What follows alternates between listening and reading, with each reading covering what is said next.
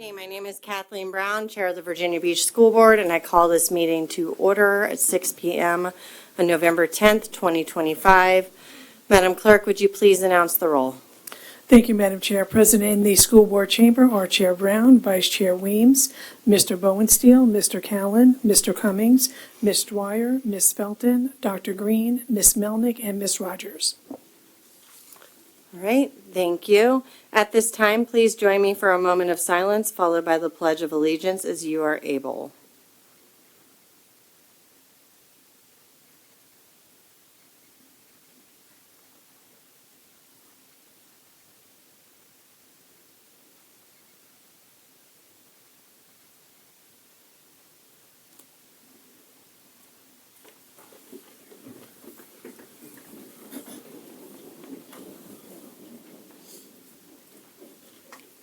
Pledge allegiance to the flag of the United States of America and to the republic for which it stands, one nation under God, indivisible, with liberty and justice for all.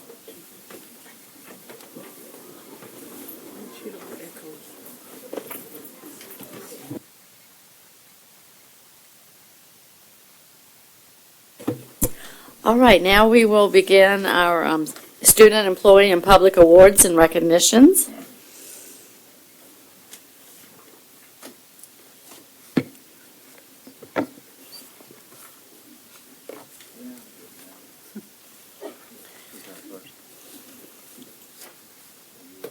All right. I apologize for putting my paper on the bottom of my pile, but this evening the school board has the pleasure of recognizing students and staff for their achievements. I will be reading the first place brand FCCLA at home competition, Jasmine Gonzalez from Salem High School. Our recognition this evening is for the first place winner of the brand FCCLA at home competition. Please welcome and give a warm round of applause to Jasmine Gonzalez of Salem High School.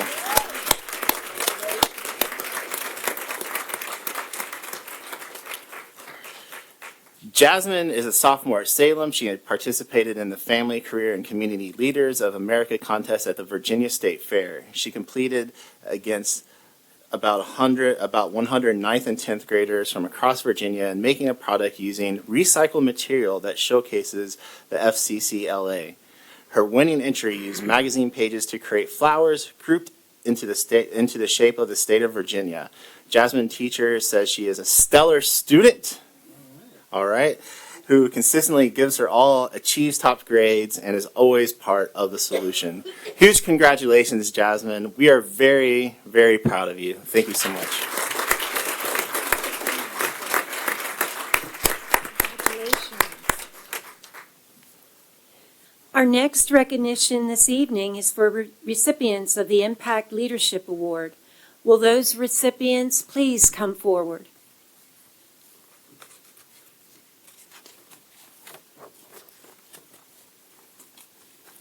The Impact Award is given by the Military Order of the Purple Heart. The organization's mission is to foster an environment of goodwill and camaraderie among combat wounded veterans and to promote patriotism.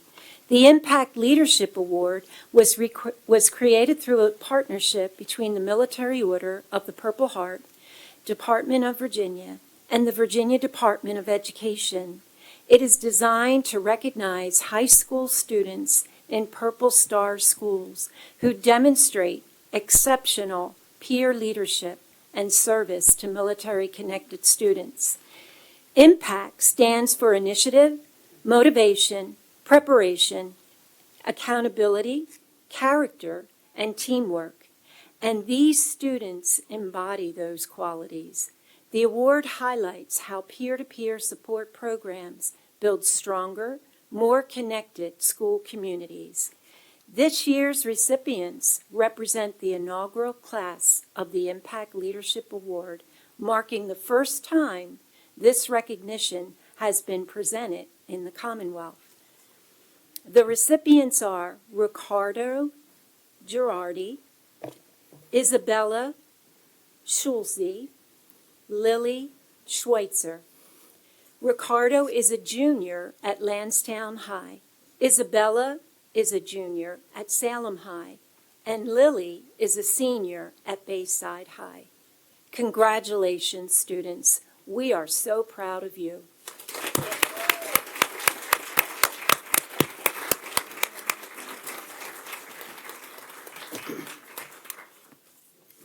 Our next recognition this evening is for a school receiving Purple Star designation for the first time. Please welcome Ms. Terry Rizzle of Point of View Elementary School. The Virginia Department of Education Purple Star designation is awarded to military-friendly schools that have demonstrated a major commitment to students and families connected to our nation's military. The Virginia Department of Education and the Virginia Council on the Interstate Compact for Military Children recognize Virginia Purple Star schools for their excellence in supporting military-connected children and their families. Thank you, Ms. Terry Rizzle, Principal of Point of View Elementary, for all you do to support our military families. In addition, I'm not done. Y'all just started clapping too soon. In addition to Point of View, Virginia Beach City Public Schools had 37 schools earn the Purple Star designation this year for the second time or the third time. We have a total of 66 schools that have earned the Purple Star designation. This is a visible demonstration of the division's commitment to supporting our students whose loved ones protect our freedom. Congratulations, Ms. Rizzle. We are proud of you. This concludes the school board recognition for this evening.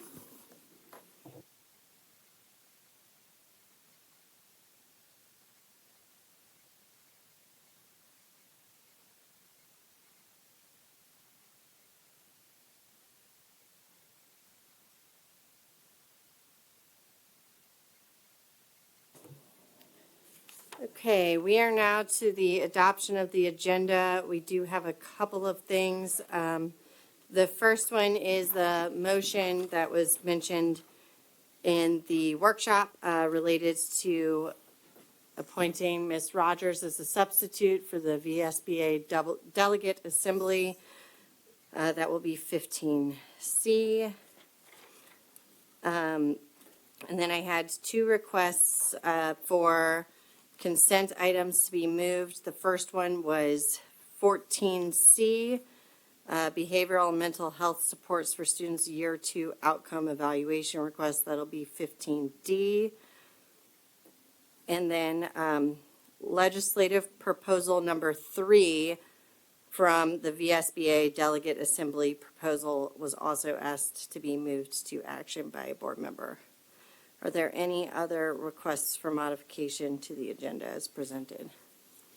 Mr. Cummings. Thank you, Chair. I emailed the board about 36 hours ago a resolution I was hoping to get passed and added to our agenda for action. And so I wanted to make a motion to amend the agenda to include the resolution acknowledging the advisory referendum results in support of adopting the 10-1 district voting system for the school board of the city of Virginia Beach as now action as item 15E under F under action. And the reason I took time to draft this Well, if we resolution. could just hold on. Do we have a second on that motion? I'll second that. Okay, so motion made by Mr. Cummings, seconded by Ms. Melnick. Go ahead. Yep. Thank you so much. The reason I took time to draft this motion and submit it to the board is, I think it's important as an elected body that we show the unity behind the will of the majority of our governing structure that elects us. And I was really touched actually by what our mayor had to say. I took his words to heart and was hoping to stand in unity with his call to action that we had where he said, we had a referendum, we heard from the people, and my hope is that it will pass unanimously now, as reported on the news. That's what really took to me to, draft this resolution is that I wanted to, as we are all elected by the future 10-1 system, to showcase some unity within support of that referendum. And so the main crux, which I will read, the other parts of the resolution we could read later if it's adopted to action is now therefore be it resolved by the School Board of the City of Virginia Beach. The School Board of the City of Virginia Beach hereby accepts the preliminary results of the referendum question held on November 4th, 2025 for the referendum to change the city charter to a 10-1 system. That the school board records this outcome as an endorsement of the 10-1 structure for the city and school board elections and anticipates and encourages the necessary legislative steps to permanently amend the city charter accordingly. That the school board extends its sincere gratitude to all election officials, poll workers, volunteers, voters for their participation, and that this resolution be entered into official minutes and records of the school board of Virginia Beach. So every person up here has a copy of the resolution that I provided to you upon my arrival at 4 p.m. But I really wanted to, stand in what the mayor called for his, I think for his case to listen to people. And so that's kind of why my rationale was behind submitting the resolution. Any discussion? Okay. Ms. Rogers? I just wanted to support what Mr. Cummings is saying. I think it's important that we recognize the will of the people, whether or not everyone agrees with what happened. It is the will of the people, and that we as a body should support the will of our city. Vice Chair Weems? Yes, Chair, are we voting on your changes, you're moving around, and the additional item by Mr. Cummings, or are we just voting on the additional item first? I presume that the other items are unanimous based on the fact that there was no pushback on that in the workshop, and consent can always be moved to action by any board member. Okay. So we're just voting on Mr. Cummings' motion. Okay, Ms. Lamoti, was this presented to you for legal sufficiency beforehand? I saw it this morning. I wasn't asked to redraft it or anything. I gave a suggestion on one or two of the words, but I don't see anything necessarily wrong with it the way it's drafted. Okay. Well, I do appreciate my colleagues' efforts in this. I want to let everybody know that a no vote doesn't mean I'm not going to listen to the public. The people have voted, and it's quite clear what system we're going to. The school board has nothing to do with making that happen. City council now will make that happen with work with our legislators. But I will not be supporting this because I think it's political, and I don't think it has anything to do with school board because it's not under our authority at all. Thank you. Ms. Dwyer? Yeah, I was confused when I saw it because it was already voted on, and I don't even know if the vote has been certified yet. It's so early.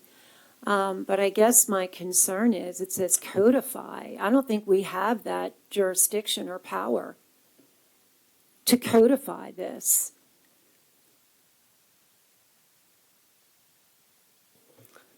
Dr. Green? Thank you. As a governing body for the school division, this is how, as Mr. Cummings stated, that we are each elected. Also, from the perspective of us being a part of a school division that we govern, where we do teach civics and about a democracy, I think it's important that we show our students that we have accepted what a voting system that will be in place for Virginia Beach for not only just city council, but for school board. So I will be supporting Mr. Cummings' motion.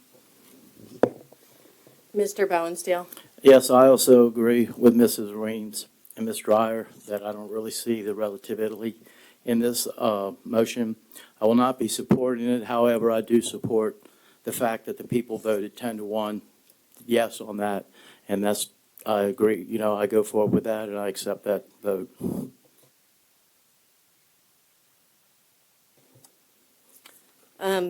I just have a couple of comments. I wanted to start by saying I fully recognize and respect the results of the 10-1 referendum. The voters have spoken. I anticipate City Council will now ask the General Assembly to modify the city charter accordingly. I expect that change will occur, and I respect both the process and the outcome. It is important to note the school board has no authority over this process. That responsibility lies with City Council and the General Assembly. My position has been consistent on this from the beginning. During my campaign, the Princess Anne Independent asked, should the school board take a more active role than it has in the past in coming discussions about our local voting system following the recent appeals court decision in Holloway versus Virginia Beach? My answer was no. The school board has no authority over the city charter or a judge's decision. The school board should not utilize their legal resources or time intended for education for this matter and to focus on academics for every student. I've held that view in practice when asked in May whether I thought the board should consider helping fund the city's education campaign on voting options. I referenced the same exact answer. This is a city council matter, not a school board one. Simply put, we don't have jurisdiction here. I reiterate, I respect the will of the voters and the process underway, but my focus will remain where it belongs, on educating every student in Virginia Beach. So I appreciate it, but I'm going to vote no. And I don't see any more comments, so I call for the vote on Mr. Cummings' motion. So, Madam Chair, we have 5 ayes and we have 5 nays, and I'm going to defer to legal counsel. Pursuant to the statutory authority, you're going to have to pass this to your next meeting for a vote. And For a vote on the motion to add it to the agenda. Correct? Yes, Okay. because your vote is no. All right. That's going to be an interesting one. I'll ask you to make that motion again next meeting. All right, and now we have the motion to approve the agenda as presented and modified with the 2 consent items and the 1 VSBA item. Moved by Ms. Dwyer, seconded by Ms. Melnick. Any discussion? Seeing none, I call for the vote to approve the agenda as presented and modified. So, Madam Chair, we have 9 ayes and 1 nay. The motion did pass for the adoption of the agenda as presented and modified. All right, thank you. We are, sorry, I got a little bit turned around. Dr. Robertson, we look forward to your recognitions and report if you have one. Yes, I do. Thank you, Madam Chair. Tonight, we're pleased to introduce you and recognize 2 new appointees. First is Julie Hawks, currently an assistant principal at Newtown Elementary School, and we're pleased you've approved our recommendation for her to be the next Employee Relations Specialist in the Department of Human Resources. Congratulations. And I see you have some guests. All right, very good. Congratulations. Next up, we have Emily Hitzman, currently assistant principal at Corporal Landon Middle School. We're pleased you've accepted our recommendation for her to be the next Human Resources Specialist in the Department of Human Resources.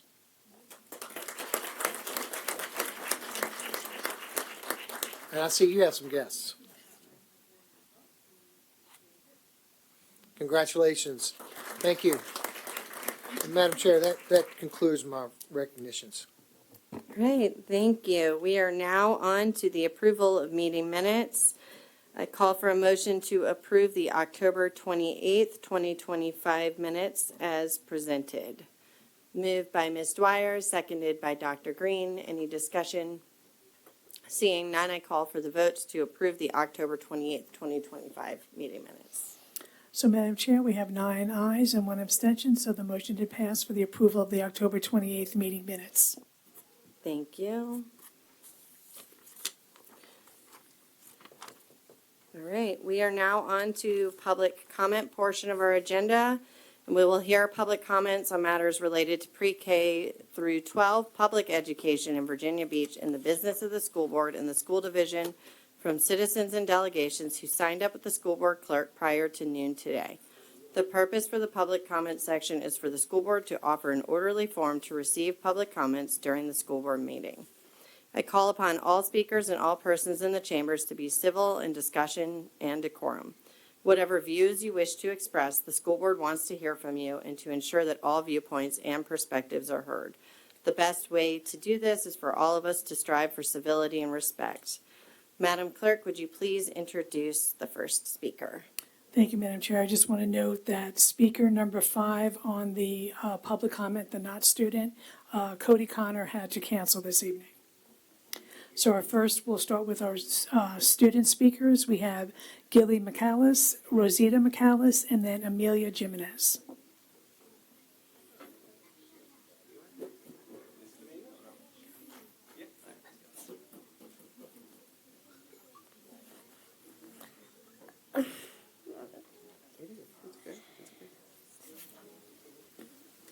Vote for option 1. Okay. So Leo's. That's okay. Okay, thank you. Say thank you. Thank you.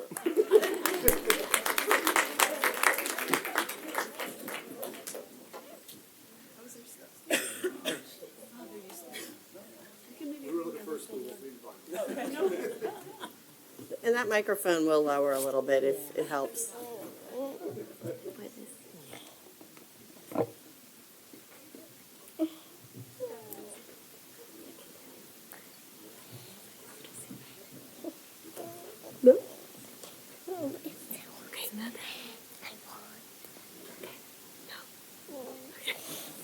Never mind. Good job, Rosita.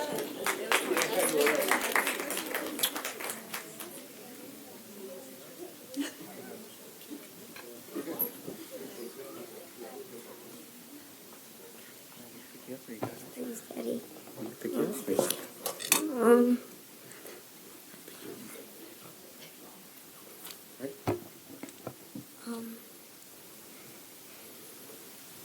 I love the DLI program because it taught me how to find new ways of thinking and helped me understand others. I also think we should have a DLI middle school so that way I can learn with my friends that have been with me since kindergarten. Since we've been together for a long time, it would be nice to be together while facing a new school. Another reason we should have a DLI program is because a large branch of my family speaks Spanish, and it's important for me and my culture to continue learning Spanish. There are kids in my class who speak Spanish and help the English speakers learn Spanish, while the English speakers help them learn English. Please find a home for our program.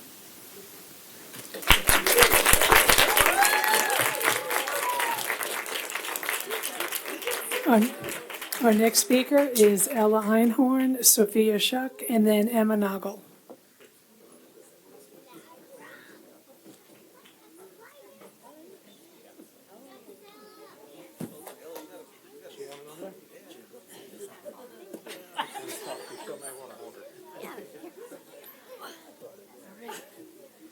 Hello, my name's Ella, and I want to keep the Spanish immersion program because a lot of my friends speak Spanish, and I think it's nice to learn 2 languages because it's really fun, and we can always speak Spanish.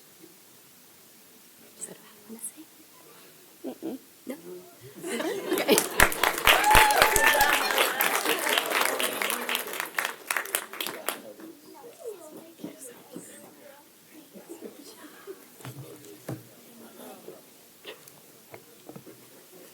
Hello, I'm Sophia, and I go to school at W.T. Cook Elementary in 3rd grade in the DLI program.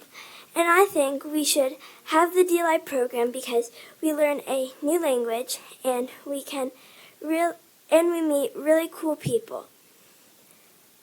And we get to know their cultures. So please keep the DLI program.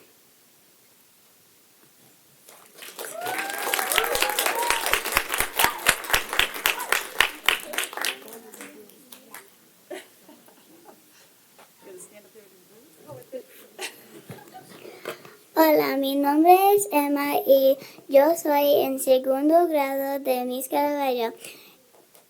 Y yo estaba haciendo el DLI para 3 años y yo intenta español muy rápido. If you didn't understand me, then you should go on to DLI so you can do that too.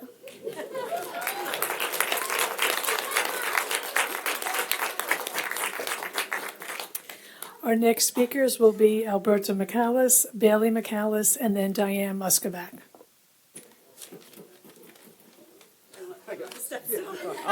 We were saying you're short. I know. I will look way taller.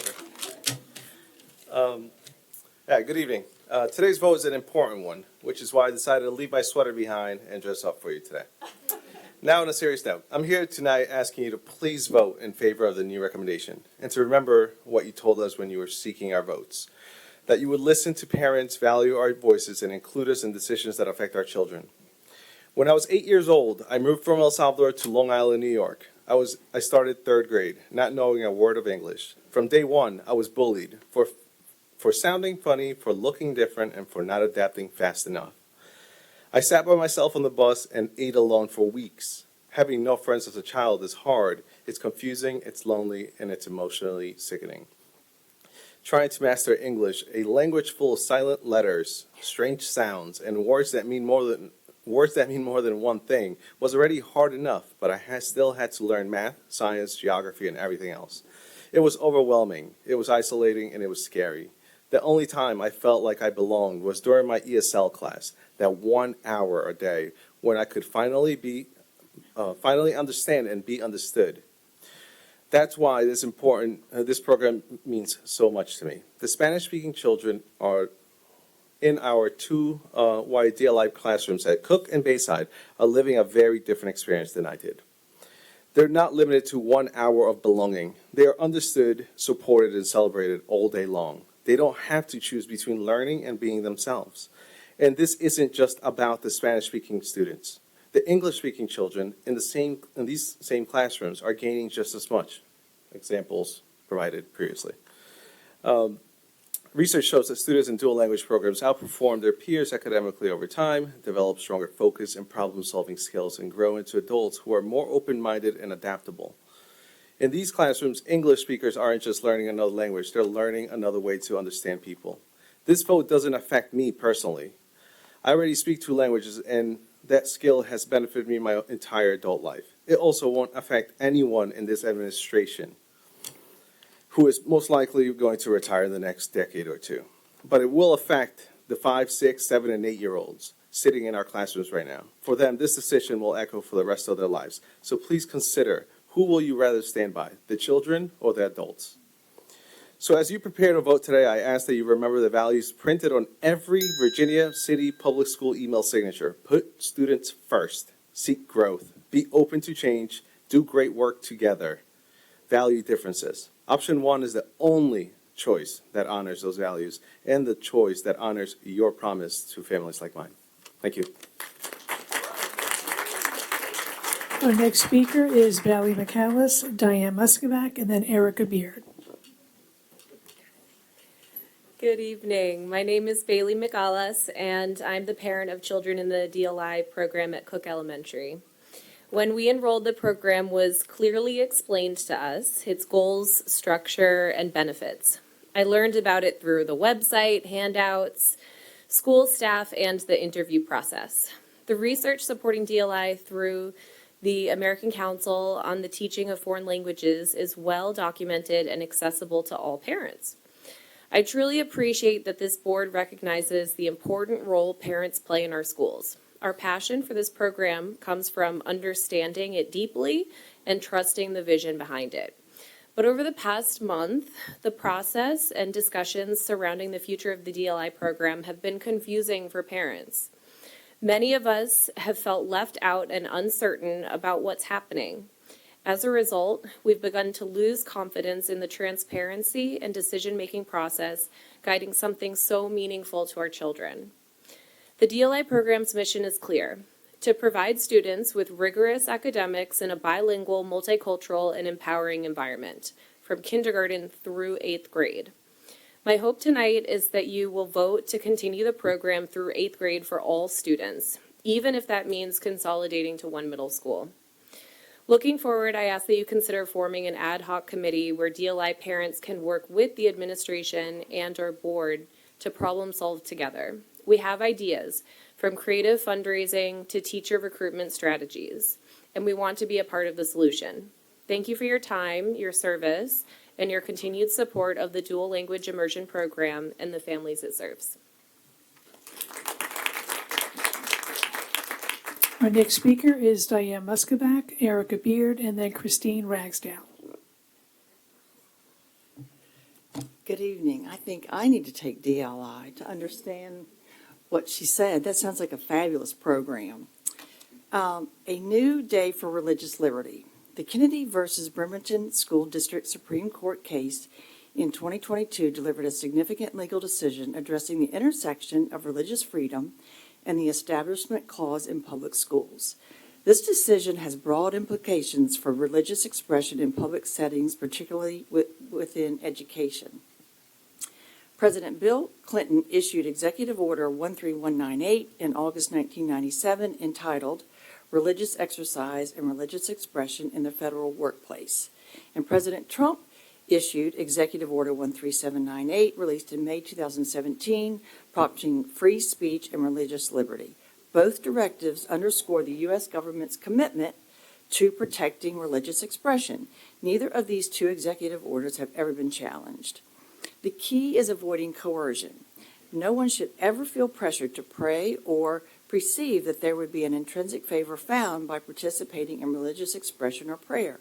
This is exactly why a school chaplain is the perfect person to bring God, faith, and prayer back into our schools. Within the school, chaplains are well identified with insignia, clothing, and in some cases badges. If a teacher or student chooses of their own free will to speak with a chaplain, they know what to expect. No surprises or claims of coercion will confront them. People who speak with a chaplain understand that the chaplain might pray for them or possibly ask them if they'd like to participate. They will know the role of a chaplain because of school announcements and explanations in the school manual. There is no coercion. The only benefit of speaking with or praying with a school chaplain would be receiving spiritual care, and that fact is widely known by all. It's a perfectly legal way to bring God, faith, and prayer back into education. A chaplain offers real-life solutions grounded in faith. A school chaplain becomes a part of a team which shapes the overall culture of the school. Each person plays a unique role. However, a school chaplain both supports others, no matter their background or their beliefs, and leads them as well. Chaplains weave relationships together, creating a tapestry of unity through connection. The school chaplain serves as a cornerstone of the school's spiritual and emotional foundation. Until next time, think about changing the hearts of people one person at a time, starting at a young age like kindergarten. Valuing every child is our shared responsibility. Thank you. Our next speaker is Erica Beard, Christine Ragsdale, and then Drew Durkee. Good evening, Chairperson, members of the school board, and superintendent. My name is Erica Beard, and I proudly serve the students and families of Virginia Beach City Public Schools. I'm here tonight not just for myself, but for every bus driver up before sunrise, every cafeteria worker serving meals with a smile, every custodian keeping our schools safe and clean, every aide guiding our children, every counselor, nurse, teacher, and staff member who gives their heart to this division every single day. I'm here because we deserve a voice, and that voice comes through collective bargaining. Collective bargaining isn't about conflict, it's about connection. It's about bringing the people who make our schools work to the same table with those who make the decisions. It's about fairness, dignity, and respect for the work that keeps our schools thriving. Right now, too many of us are stretched thin. We're doing more with less, filling in gaps, and making personal sacrifices to meet the needs of our students because we care. But care alone doesn't pay the bills. Care alone doesn't fix the staffing crisis. Care alone doesn't replace the voices that have been ignored for far too long. Collective bargaining says we see you, we hear you, and your experience matters. It creates space for solutions with employees, not to employees.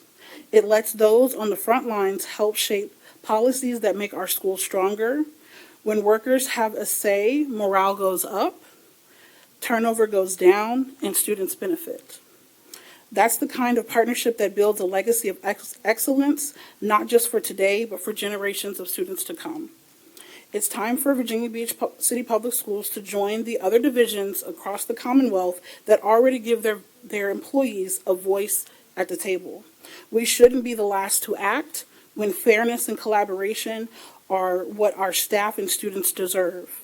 When we lift up the people who serve our schools, we lift up the entire community.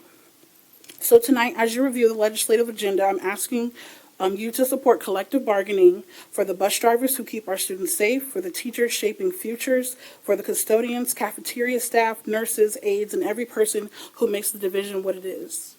Do it because we deserve a voice. Do it because our students deserve a system where educators and support staff are respected, valued, and heard.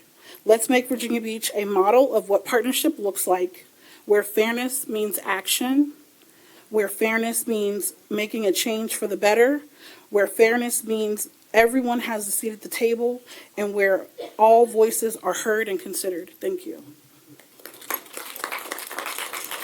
Our next speaker is Christine Ragsdale, Drew Durkee, and then Thalia Serino.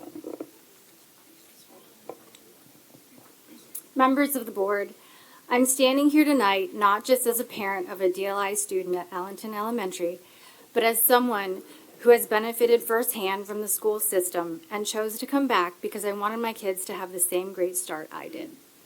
You already know the incredible benefits of a DLI program by now. And yes, I get it. There are costs like staffing and transportation involved. But we have to find a way to keep the program going and consolidate it at VBMS. First, from a practical economic perspective, a positive public education experience is a direct investment right back into our local economy. And students and post-secondary education, with post-secondary education, simply do better. Higher job prospects, better incomes, and better health. Regarding staffing, I understand there's a budget, but there are low-cost things we can do today. Recruitment shouldn't just be an HR job. It needs to be year-round and a priority for all of us. We should be partnering with more colleges and universities, not just the local ones, and incentivizing these DLI positions. There needs to be better communication about open roles across the district to find internal candidates first. Teachers are the most important asset we have in this program. We need to offer more flexible and fair pathways for getting licensures and visas. And I also support the need to form a DLI action committee with teachers and parents represented. Parent engagement is crucial for supporting our teachers and staying informed. Our students deserve their parents advocating for their education. Speaking of which, we noticed about $2 million in grants when we checked the budget. How is that money being allocated? The DLI committee could help find more grants and share valuable resources, like a DLI playbook I found on the VDOE website. We can start there with the playbook. Let's work together to preserve the vital opportunity for our children. Thank you.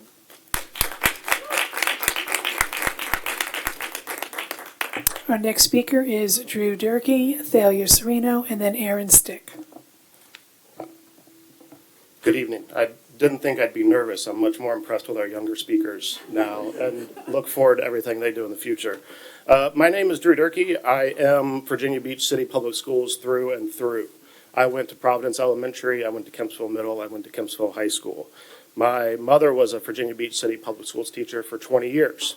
I have moved away and I've come back with my wife and family, and we are raising a first grader and a third grader in the DLI program at Allenton. They and their classmates are excelling. I'm here tonight to not only ask you to preserve this program, but to expand it. Others have stated more clear than I can, but really there's only been one option presented here, because discontinuing the program is not an option. I believe expanding it is actually the most prudent path forward. I appreciate the issues that have been brought to attention regarding staffing and classes and subjects that are designated as DLI. I don't want to discount those, and I think we should actively solution for those. I believe that rather than considering collapsing the DLI program, we should instead be figuring out how to solve those issues and make the program bigger and better. The cost of the program has been brought up several times, and I want to address that head on. From what I can tell, the cost of the current program, not the collapsed one that is being proposed, is less than 0.05% of the total school system budget. I don't want to discount that, and I recognize that being financially smart is important. But the return on investment from the DLI program is astronomical. I think about it like a dinner plate, something I know we all want to get to soon. You've got your protein. It's the star of the show and it attracts the most attention. This is the academics and the day-to-day management of the school system and deserves the attention it gets. You've got your carbs. My daughter prefers mac and cheese. These are the operations of the buses and the transportation, the cost of energy and electricity. There are the after-school activities like the clubs and athletics, and maybe that's the dessert, right? And then you have these smaller but very important items like the DLI program. These are your vegetables. They oftentimes don't get the love and attention that they deserve, and instead are just the last thought about. Throw some broccoli on the plate, throw some peas and carrots. In reality, though, vegetables provide you some of the most important nutrients your body needs and helps you get stronger more quickly. Appreciating vegetables allows you to expand your palate, they provide new perspectives, and they support an overall healthier body and system. Let's expand the DLI program. Let's put more broccoli on our plate. Please don't ignore your vegetables. Our next speaker is Thalia Serino, Aaron Stick, and then Kathleen Lawtonville. I'm speaking today on behalf of my children who are in kindergarten and second grade in the DLI program at Cook Elementary. A former president said, "American leadership and national security rest on our commitment to educate and prepare our youth for active engagement in the international community." Even though this remark was made in 2001, the sentiment remains the same. Fostering a bilingual citizenry bolsters national security, workforce readiness, and global competitiveness. If we want our students to continue to serve in leadership positions, language acquisition needs to start earlier than high school. The American public's deficiency in foreign languages and cultures makes our students less competitive in the global marketplace. China introduces a second language in their school systems by age 8, with many students learning their third and fourth languages by high school.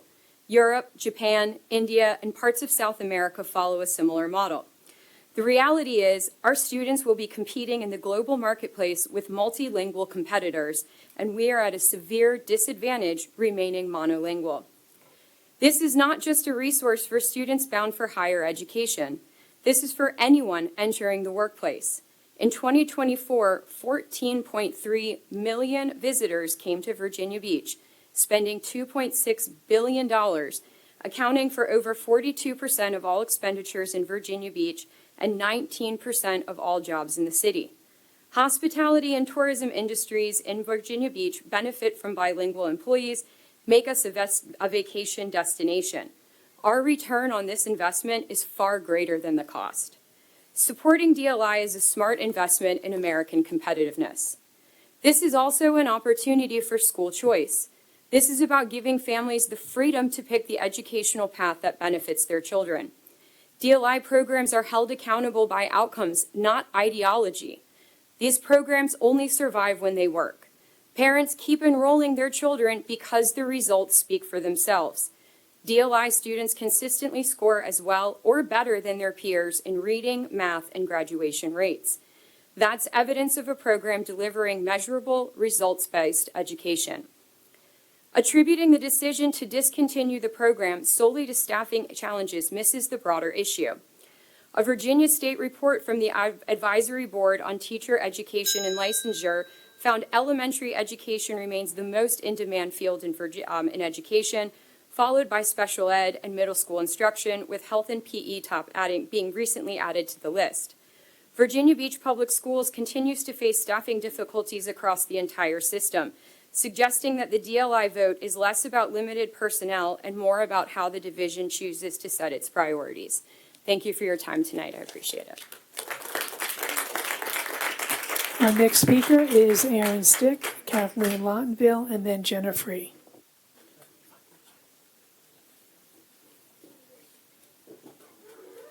Good evening, members of the board. Thank you for the opportunity to speak tonight regarding the dual language immersion program. I wanted to start by saying that given the options, I strongly prefer consolidation, and option 1. I have 2 kids in the program, and I know firsthand the benefits of bilingual education and the positive impact the program has on students. My daughter Abby was part of the initial group that started at Allenton Elementary School and continued to Great Neck and then moved on to Cox High School. My children are 7 years apart in grades. So I'm a little shocked that the program has moved so quickly from a growth path to this discussion. Over the past decade, I've seen incredible leadership from Ms. Guerin and Mr. Quinn, and excellent educators like Senora Warnham and Senora Otero, but I've also seen what happens when leadership does not support the program. Today, my son Harrison is in 4th grade at Allenton and is thriving in the program. This middle school's decision feels abrupt and unsettling. Families like mine have made long-term commitments based on continuity, and sudden changes create uncertainty for our children's educational path. Communication is my greatest concern. When the program launched, we received detailed presentations, our children were interviewed and were videoed, the data was shared regularly, often tied to Department of Defense grants. Military supports were the pillars of this effort. Contrast that with today, and the only notice of change came through a survey. A survey is not communication, it's data collection. The silence now, combined with frequent references to program fidelity, raises a serious question. How will fidelity be maintained at the middle school level, especially at the middle school level when merging 2-way and 1-way communication models? How is staffing risk being mitigated to prevent an ongoing risk? And what accountability has been determined to make sure that we do have hiring addressed for the middle school level? I think a few other parents have raised bringing together an advisory committee.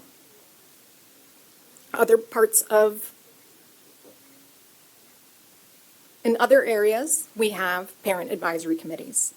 Technical education, gifted education. I think DLI has enough parent interest for us to start talking about how do we bring in an advisory committee. It would allow for ongoing dialogue, a little bit of accountability. It could allow for interested parents to bring ideas, maybe help out a little bit.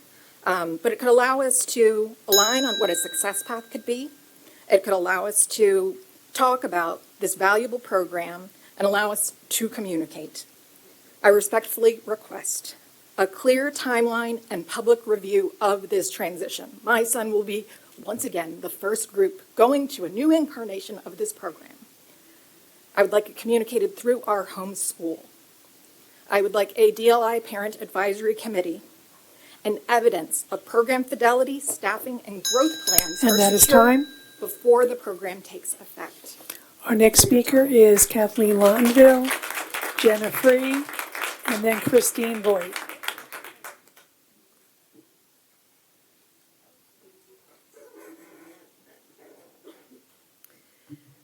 Good afternoon. I'm here in support of continuing the DLI program in the middle school. I have a 1st grader and a 3rd grader at Cook Elementary.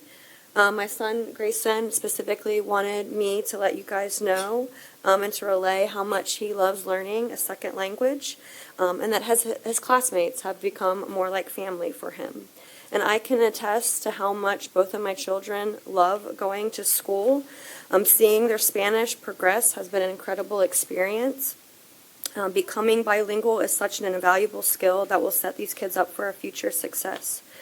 I do worry that losing the program in the middle school level will hinder and stall their learning and all the progress that they have made. As a parent, I feel that we have been left out of this decision-making process, and I feel there has been a lack of transparency regarding a pretty major decision regarding our kids. Before we go from a proposed 4 middle schools to 0 middle schools, I ask that you please support and at least trying to support the program in at least 1. You have a community of parents who strongly believe in this program and are incredibly dedicated to it, and I think you can see that here tonight. I feel that given the chance, we could come up with some really creative solutions to some very real and challenging problems that we are facing. I do not think we have exhausted all options and avenues at this point. So before we completely dismantle the DLI middle school, let's get creative. Let's get parent involvement. We want this. Our kids want this.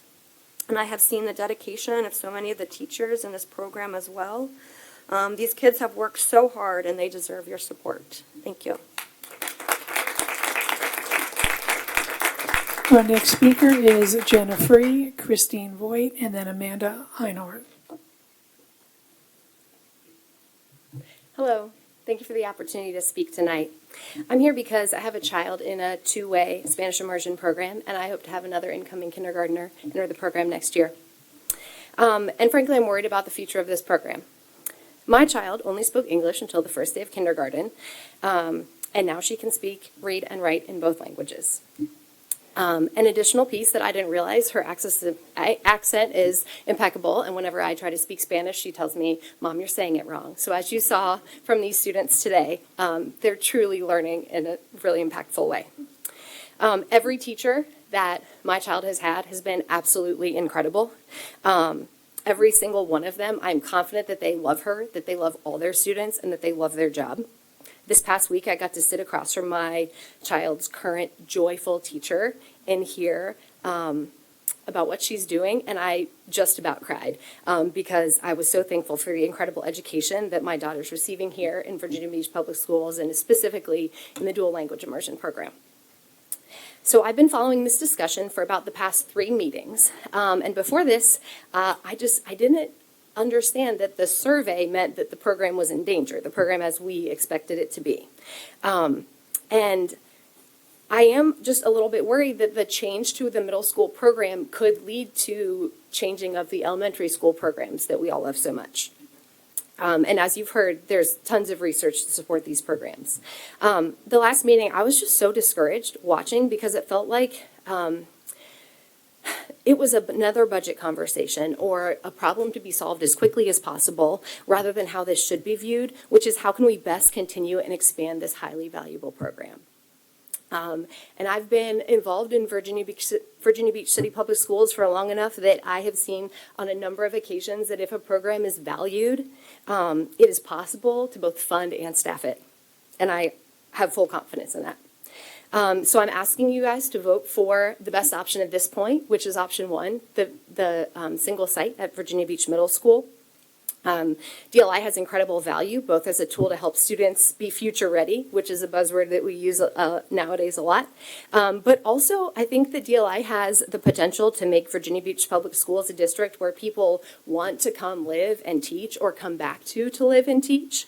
And the VDO's website, like someone else mentioned, has a lot of information. I noticed that all the 5 other largest districts in Virginia also have DLI programs, so I think that that's something we should be definitely continuing, if not expanding. I think this could also be a strong recruiting and retainment tool for teachers. So in conclusion, please hear us parents. A lot of you guys voted or ran for election based on parent And that is empowerment, time. so please hear us. Thank you. Our next speaker is Christine Voigt, Amanda Einhorn, and then Heather Sight. Good evening, Chair Brown, members of the board, Superintendent Robertson. My name is Chrissy Voigt, and I'm a physical education teacher assistant at Cook Elementary School, as well as a parent of 2 DLI students, a 4th grader and a 1st grader. I'm here tonight because my role at Cook provides me a unique opportunity to witness firsthand how profoundly the DLI program changes the academic and personal trajectories of our students, especially our English language learners. In case you didn't know, upwards of 1/3 of Cook Elementary students are Hispanic or of Latino descent. Every day, I get to observe Cook Elementary students and their interactions during PE. I've watched English language learners grow from shy, uncertain kindergartners into confident bilingual students who proudly switch between English and Spanish with ease. They help one another, they translate for parents, they lead classroom discussions. I've seen parents who once felt disconnected from their children's education become active participants because the program values their language and their culture. Their home language, something that once made them feel different, becomes their strength. And you may ask why we would need to further this bilingualism if they are already so proficient. The discontinuation of our DLI program will mean all of those years of building literacy and confidence in 2 languages will start to fade. Without immersion practice, students will lose the language skills they've worked so hard to gain. Families who once felt deeply connected to the school community will feel that bond weaken. And those students who once saw their bilingualism as a gift will will start to feel like it no longer matters. We can't let that progress stall when they reach middle school. We owe them more than that. In a few conversations with board members, I've been told one of the main issues is cost. Expanding our dual language immersion program into middle school means investing our tax dollars into successful academic model proven by our exemplary STAMP testing results. This model consistently narrows achievement gaps, strengthens community ties, and prepares students to succeed. In a multilingual world, I cannot think of a better investment. Virginia Beach has always been a leader in innovation and equity. Expanding dual language immersion into middle school isn't just about language. It's about keeping our promise to these students. It's about continuity, confidence, and honoring the incredible growth that they've already achieved. It's about highlighting a data-supported approach to education, which will serve as an example to other Virginia Beach elementary schools who are interested in future DLI programs. Thank you. Our next speaker is Amanda Ihorn, Heather Sipe, and then Dariana Trinidad.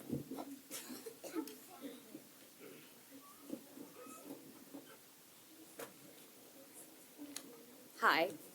My father was a member of the PTA for over 18 years. He served as president for more than 5. And he sat on the Isle of Wight County School Board for 6. Many of those years, not one of his 5 children were even in the public school system. Why do I mention this? Because I understand the kinds of decisions you have to make. Some are easy, but many are not. And yet, every decision my father made was guided by one simple question: what's best for the kids? He believed that every choice should move our schools and our world towards something better. He's part of my inspiration tonight as I urge you to vote for option 1. Our future depends on these bilingual, culturally rich children, on their ability to bridge worlds, to connect communities, and lead us forward. Thank you. Our next speaker is Heather Sipe, Dariana Trinidad, and then Jean Trinidad. Good evening, Chair Brown, Vice Chair Weems, members of the School Board, Dr. Robertson. Es freut mich sehr, so viele Kinder zu sehen, die mehrsprachig sein wollen und dass sie unbedingt den DLI-Programm haben wollen. German is my superpower. I learned it through immersion language. And I'm glad you get to see the faces of why, as you ask us to remember our why all the time, why this program is so important. These children deserve the moon and the stars. Plain and simple. You need to listen to the parents. You need to listen to the children from the mouths of babes. Truly. This program means so much. A seat at the table. It's what your parents are asking for. It's what your employees are asking for in different ways. But they both want it. In the next 12 months, that's going to be coming from the recommendation when you look at this DLI program. You need to truly do the work, listen to the families, seek their guidance, the support they so desperately want to give in making this program the best program it can be. I will tell you that yes, in the majority of the countries of the world, they start learning a different language, not their mother language, at age 5.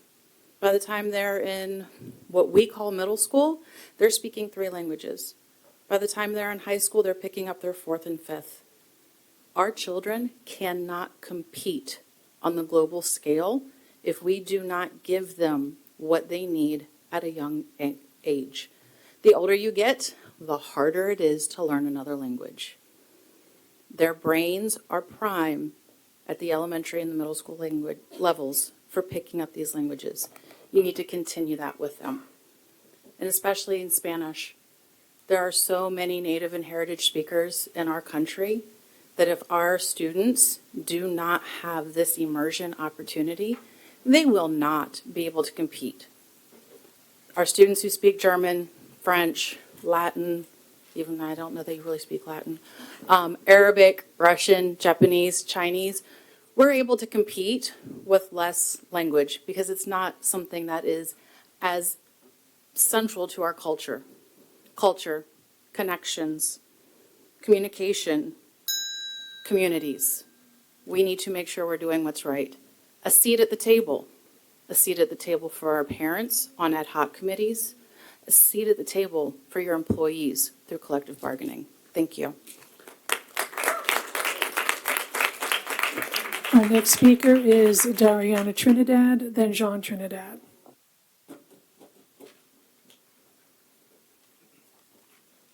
Good evening. My name is Dariana Trinidad. I'm the parent of Dario Trinidad, a student at Salem Middle School. I'm here tonight because my son was wrongfully accused of being under the influence of drugs or alcohol. Assistant Principal Andrew Midget had security search Dario and searched his belongings. Nothing was found. No substance, no odor, no signs of use. He was then sent to the nurse who said he was impaired because his eyes were red and he struggled to touch his nose with his finger. However, Dario is autistic and those reactions, red eyes from overstimulation and difficulty with coordination, are common symptoms of disability, especially when he is stressed or anxious. I explained to Assistant Principal how his disability can affect the ability for Dario to take this test. He stated that the nurse said it were not, which contradicts the information from Dario's developmental pediatrician. Immediately after this incident, I took Dario for a toxicology test and he came back negative for drugs or alcohol or any other substance. His developmental pediatrician also wrote a detailed letter explaining that what the school observed was fully consistent with his autism, not drug use. Despite the medical evidence and Dario's 504 plan, the school suspended him and recommended for expulsion. At our hearing November 5th, the hearing officer ignored all the evidence that shows my son is innocent and still proceeded with disciplinary action. This situation has been deeply distressing for Dario. He did nothing wrong, and yet he's being punished for characteristic of his disability. I'm asking the board to please review this case and clear his record of any substance-related discipline, and ensure that all staff, including nurses and administrators, receive proper training on how autism can affect coordination and physical appearance. Dario's deserve understanding, not punishment. I hope this experience leads to greater awareness and this doesn't happen to another family. Thank you for your time. Our next speaker is Jean Trinidad. Good evening. My name is Jane Trinidad. I'm Dario's dad.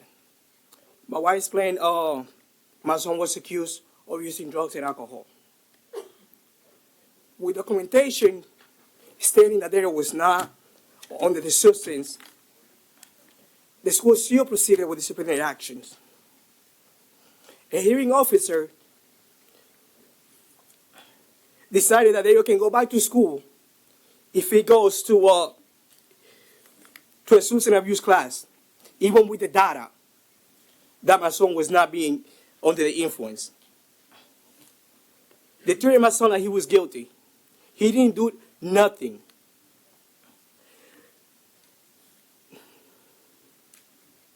We provided my son, we provided the school with all the data saying that my son was not under the influence. We said everything. They canceled the MDR meeting just to my son would fail. The school didn't protect my son. They target him. They know his special needs. They know his rights. They know the truth. And I will not stand by that. My son's reputation and emotional well-being are destroyed because of poor judgment and bias. I'm requesting that this board take action. My son's record be clear immediately, and that this situation be fully investigated. I'm also calling for training and accountability so no other student ever be treated the way my son was. Our children deserve a school that protects and supports them, not one that rushes to punishment without proof. Thank you for your time. But more important, I hope you hear.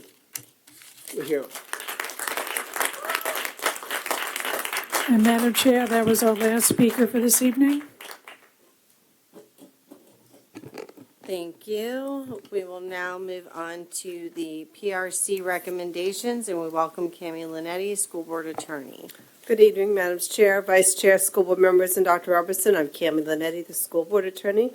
On behalf of the Policy Review Committee, I'll be bringing you recommendations from the Policy Review Committee's October 29th, 2025 meeting. There are 3 policies we'll be reviewing tonight. The first is Policy 323, which is under our business and non-instructional operations. It is sale, exchange, lease, school properties. The only recommended changes from Policy 323 would be in Section B, where the number is currently reads 5,000. The departments are requesting to be moved to 10,000. And also in Section E, having to do with disposal, they're asking that the property value go from 5,000 to 10,000. Those are the only recommended changes. Are there any questions about Policy 323? Hearing no questions on Policy 323, we'll move on to Policy 531. 531 is a long policy, and we're only going to be asking you to look at an addition that we are recommending to the end of the policy. It comes as a new Section L. So this would be policy. This policy amendment would read L, designation of race or ethnicity.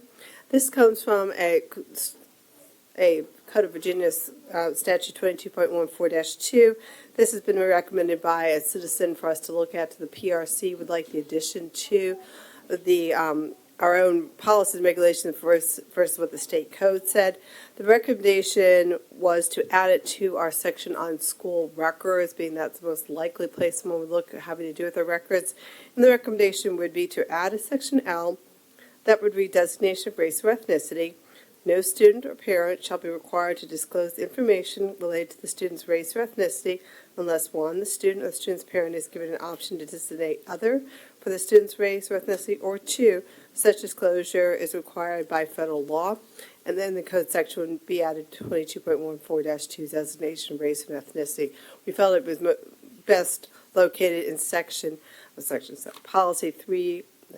Policy 531, which is school records, and the recommendation of PRC is to add that subsection. Ms. Rogers? Okay. I have a quick question. Designation of race or ethnicity, I guess my question is, should we not then be adding gender under the same, that parents should be able to designate other? This statute only addresses race and ethnicity, so the requirement was to add to the policy what is the state statute. Okay, and again, we are giving the parents the option of other for their race. I think that we should go back and look at giving the parents the same option for gender as it should be their option. Again, you have a separate policy having to deal with where that happens. We did not look at that. That would be something you'd have to ask back to PRC. We were asked specifically to address this statute, including the statute. Great. I will make sure that I ask for that. Ms. Linetti, can you repeat that code that requires that designation, please? 22.14-2, designation of race or ethnicity. It's in the legal references. Okay, thank you. I just wanted to confirm that. And I don't see any other questions. I will move us, no questions on 531. This will move us to policy 759 under community relations. This is relations with employment, career agencies, employment counseling, and placement services. There are no recommended changes. This is simply to fall under our 5-year review. Last time it was looked at was in 2020, and we are not recommending any changes. Are there any questions on policy 759? Hearing no questions on policy 729, that would be the end of the PRC recommendations. I will note, Ms. Williams, you might have pointed out that we will be doing our PRC meeting before the November 25th meeting, an unusual time period, but because of the holidays, it will be right before our next regularly scheduled school board meeting, directly before that. Thank you. We are now on to textbook adoption, elementary math, and we welcome Dr. Lorena Kelly, Executive Director, Office of Elementary Teaching and Learning. Good evening. Good evening, Chair Brown, Vice Chair Weems, School Board, and Dr. Robertson. My name is Lorena Kelly, and I am the Executive Director of Elementary Teaching and Learning. Joining me this evening is Johanna Ortiz, Elementary Math Coordinator. This evening, we'll be sharing information regarding the elementary math textbook adoption for kindergarten through 5th grade. We'll share a recommendation for implementation in 2026, fall 2026. Before I begin, we would like to take a moment to thank our elementary math team as well as the Textbook Adoption Committee for dedicating their time for a thorough analysis of all the textbooks to bring to you tonight the recommendation for the best textbook for our students and teachers. We will begin by highlighting the process that the team followed, beginning with the review of all state-approved core textbooks for grades K through 5, and ending with the recommendation this evening, as illustrated on this slide. As you can see, once the team reviewed all approved textbooks, the textbook committee selected the top 3, which have been available in the school administration building lobby, the central library, and all elementary schools. Administrators, coaches, and teachers have taken time to review and provide input. Additionally, information was shared through a call to action, and we're proud to share that collectively we have received approximately 400 responses. The selection committee reviewed a summary of the responses, determined the top 2 choices, and a final recommendation. Tonight, I will share their recommendation and request your approval. The top 2 textbooks are Hoofden Mifflin Harcourt, HMH Virginia into Math, and Kidham Virginia Math. Taking a closer look at these resources, here we highlight that both textbooks provide digital and print materials for teachers and students. This means that both will provide physical teacher editions and electronic access, as well as print and digital resources for students. Both provide consumables that will be replenished throughout the life of the contract. To help differentiate between the 2 programs, this slide also highlights some of the characteristics that are unique to each textbook and that were highlighted by the public and committee comments. HMH Virginia into Math provided a colorful, visually appealing experience for teachers and students. It includes a variety of resources beyond the teacher and student editions. It includes things such as flip charts, project cards, math games, and math readers. Kidham Virginia Math is most strongly aligned to our standards of learning. It was noted as easy to navigate and integrate to support small group lessons and independent tasks. One of the administrators who reviewed the textbooks emphasized that Kidham's student materials were a strong addition and more cost-effective than printing, paper, and ink usage at the individual school level. You can see why these were selected as the top 2. I will now share the estimated implementation cost for a 6-year contract for HMH Virginia into Math.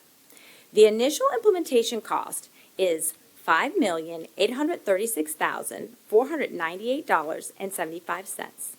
This includes teacher editions at no cost for every 25 student editions, as well as free shipping. The contract will cover the initial enrollment for the life of the contract. Please note that we've also added a column for potential additional costs in the event that we have an increase in enrollment, added a class, or additional teacher materials are needed. I will now share the estimated implementation cost for a 6-year contract for Kidham. The initial implementation cost is $5,490,326.70. This also includes teacher editions at no cost for every 25 students editions, as well as free shipping. This contract will cover the initial enrollment for the life of the contract. We've also added a column for potential additional costs, as stated on the previous slide, in the event that we have an increase in enrollment, new classes added, or additional teacher materials needed. I will pause and explain the rising cost of textbooks. The textbook prices are set and published on the Virginia Department of Education website. For the current textbook that was implemented in the 2019 school year, we paid approximately $3.8 million for 6 years.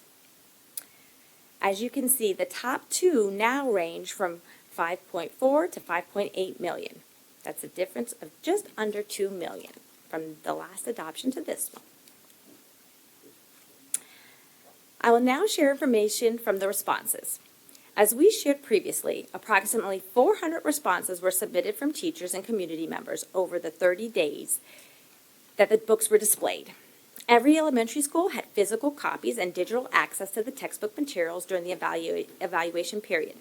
Math specialists and administrators encouraged all teachers to spend time deeply exploring each option.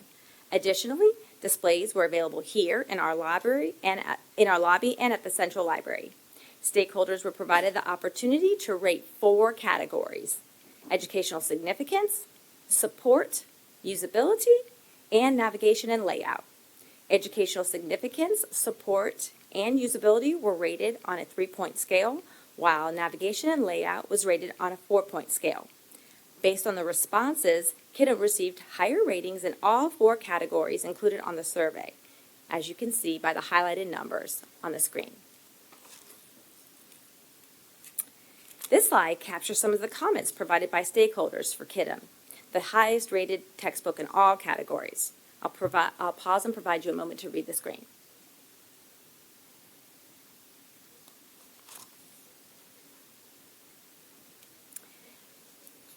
Based on the committee members' recommendations, as well as teacher and community input, we are recommending Kidam Virginia Math for Elementary textbook adoption for a term of 6 years. This textbook had the highest ratings and is approximately $346,000 less than the other textbook that we shared this evening. Thank you for your consideration of the committee's recommendation. We will join you again on November 25th when this recommendation will be on the consent agenda. Johanna Ortiz and I are here if you have any questions. Ms. Rogers? Thank you so much for this informational presentation. My only, well, I have a couple questions. The 6-year implementation, is that just an estimate, or are we planning on this for 6 years? We're planning on this for 6 years. And then after that, we're going to look at something else, or? Typically, it'll depend on the Virginia Standards of Learning, an approved textbook list from the Virginia Department of Education. Okay. My other question is about the differences. Under the HMH, you guys have resource rich, and under the Kidam, there isn't resource rich. So my question then would be, what resources would Kidam need to have supplemented that are available with HMH that Kidam doesn't provide, that's something that the teachers would need? Just because the potential for costs, I'm looking at the greater if you need more resources. Yes. Type deal.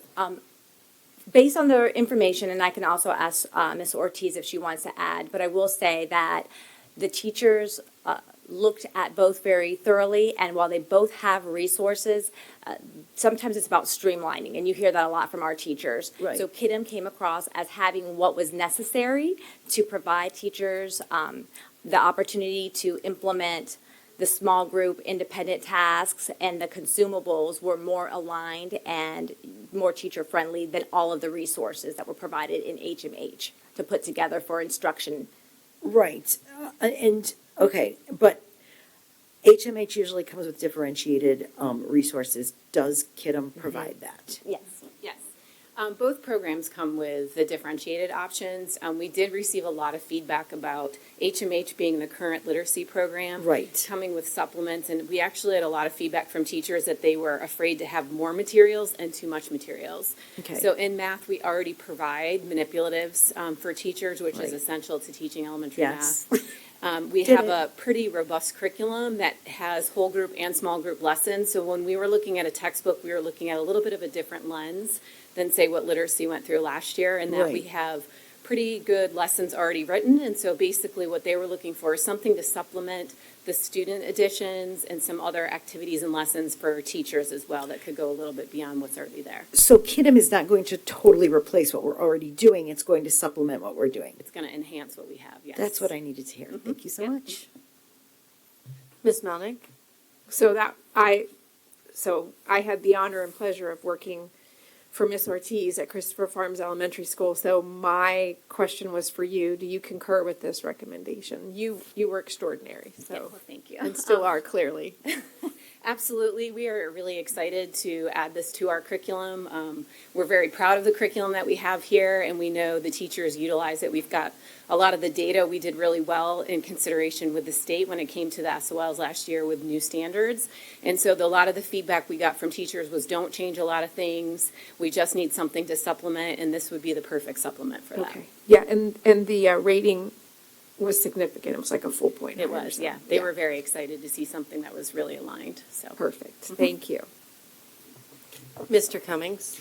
Yeah, thank you so much for sharing information about our math textbooks, and definitely something I'm continuing to learn more and more about. Help me understand, you mentioned these are the two books that we went with, and they're somewhat in the similar price range. Like, what are the outliers for these textbooks? You know, I heard you say that one of them cost like, or last year around was like 3-point-something million. Like, what are the outliers? Like, what does a low cost curriculum book look like? What does kind of like a high cost one look like as well? Just I don't know if you have that on the top of your head with your review, what you looked at, or Well, you can. are they all in this range? But they're all pretty much around the same rate, right? Like Dr. Kelly said, they post those rates online.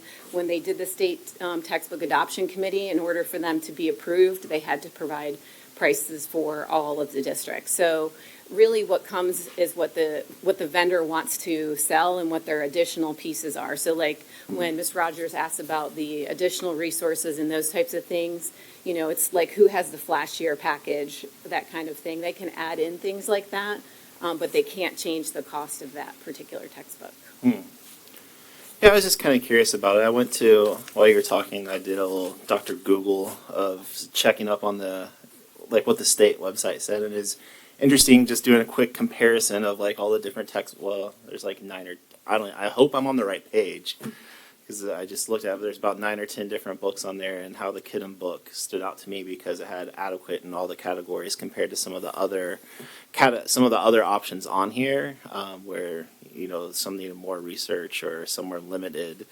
You know, Kidham stood out to me as seeming like it met what looks like the mark. So unpack One that of the a most more. important things Yeah. we look for is the alignment to the standards of learning. Yeah. And that's one of the things that the teachers that came across in the committee and the teacher responses, and we wanted to highlight, because that's the most important thing. We don't want a program that looks good but doesn't align and support our students in the learning that they need based on our standards of learning. So that's why this is the program that we think is the best. It's best aligned, and it's going to provide our students with practice that they need for our standards.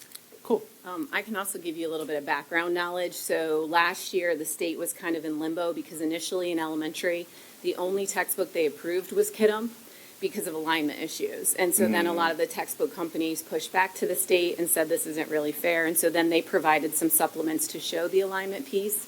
And so that's how more of them were added. But that document you looked at that shows what is adequate and what isn't, you can see that the reason Kidham was approved the first time and the only one is that they were best aligned. They do generate their learning experiences through AI, so they worked very closely to make sure that they were using the Virginia SOLs, whereas the other companies are nationwide and they are, you know, more aligned to Common Core, and then we kind of have to fit to meet the Common Core. We have to piecemeal things together in order to meet those standards because we don't follow Common Core. Yeah, thank you for helping me just understand a little more. It's interesting, you know, hearing what you had to say, but also just looking up the information and looking at the resources the state provided. So thank you so much. You're welcome. So it says digital/print teacher and student editions. How many print student editions do we anticipate the division will receive as part of this? We do it based on enrollment, so every student receives their consumable text. Okay. Mhm. So right now, our estimated enrollment is around 28,000, because this is a K through 5 implementation. So at the end of the 6 years, there will be nothing left then, correct? At the end of the 6 years, we either go into another textbook adoption or we extend this contract. Okay, all right. I just wanted to make sure that I had that understanding, and I'm happy that there's print editions. You know, it differentiates. A lot of students learn differently, especially in math. I know some of my older kids have actually mentioned that the online thing can kind of be a lot in the math world there, so I'm happy about that. So thank you very much. Also, what do you mean by AI learning experiences? Can you elaborate on that a little more, since it's K through 5?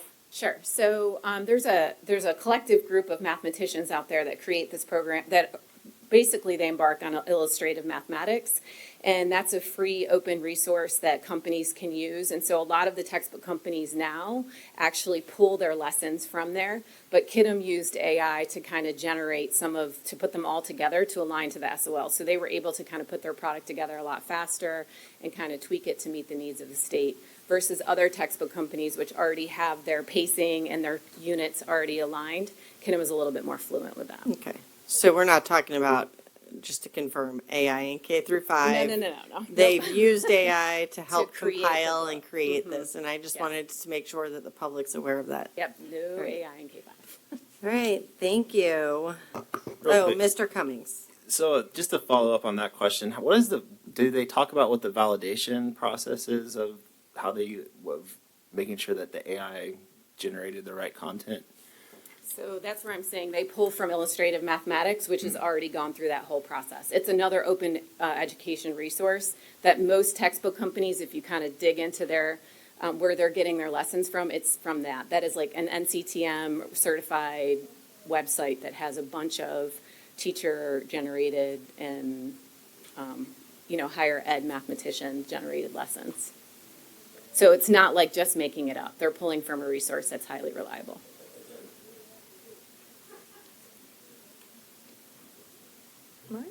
All right, thank you.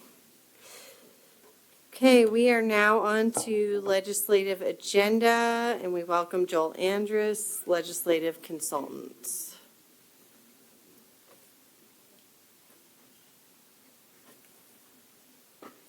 Hello. Good evening, Mrs. Brown, school board members, Dr. Robertson. I was listening to that discussion and I was thinking, we have come a long way since I have to bring in like the old paper grocery bag to cover your textbooks to protect them from year to year. So it's been a long time since we had to do that. So good evening again. It is good to see you all. I'll talk through our proposed legislative agenda on, I believe, for information tonight. And I think there's just a couple of quick highlights before we start talking about some of the specifics in the legislative agenda.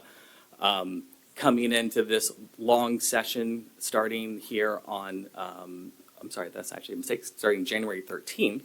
It is a late start to the General Assembly session this year, and it is a full 60 days. So it is a year where we actually adopt a new biennial budget. As you all know from last week's results, we have a new governor, which we had anyway, a new lieutenant governor, which we would have had anyway, and also a new attorney general, and also a lot of new members in the House of Delegates. There were 17 new members elected in the House of Delegates, so we have a pretty big class, certainly not the biggest class we've had in recent years, but a lot of new faces coming to Richmond in January. Part of this new biennial budget, I think we've been talking a little bit about some budget restraints that we've seen on the horizon for the last couple of years. Those still remain. One of those two of those biggest drivers of that is Medicaid reforecast, which is going to eat up a lot of state resources, and then also the re-benchmarking, which we do every single year for K-12. Governor Youngkin will introduce his budget on December 17th, which is kind of the last thing he does before leaving office in January. So we will expect that on December 17th. So probably a lot more information to come between now and then, but those are a couple things that we're looking at heading into the session beginning January of 26. So I will talk through all the items on our legislative agenda. I think you'll see many of them probably sound familiar. A few things that have shifted based upon some progress we've made over the last couple of years, but a lot of things that we've been certainly working on and have remained priorities for the school division. As I just mentioned, this is a re-benchmarking year, and so this is the time where the General Assembly will update the cost of re-benchmarking based upon changes, student enrollment, local composite index, and then they will reforecast the cost to provide public education in Virginia. We don't have those numbers yet.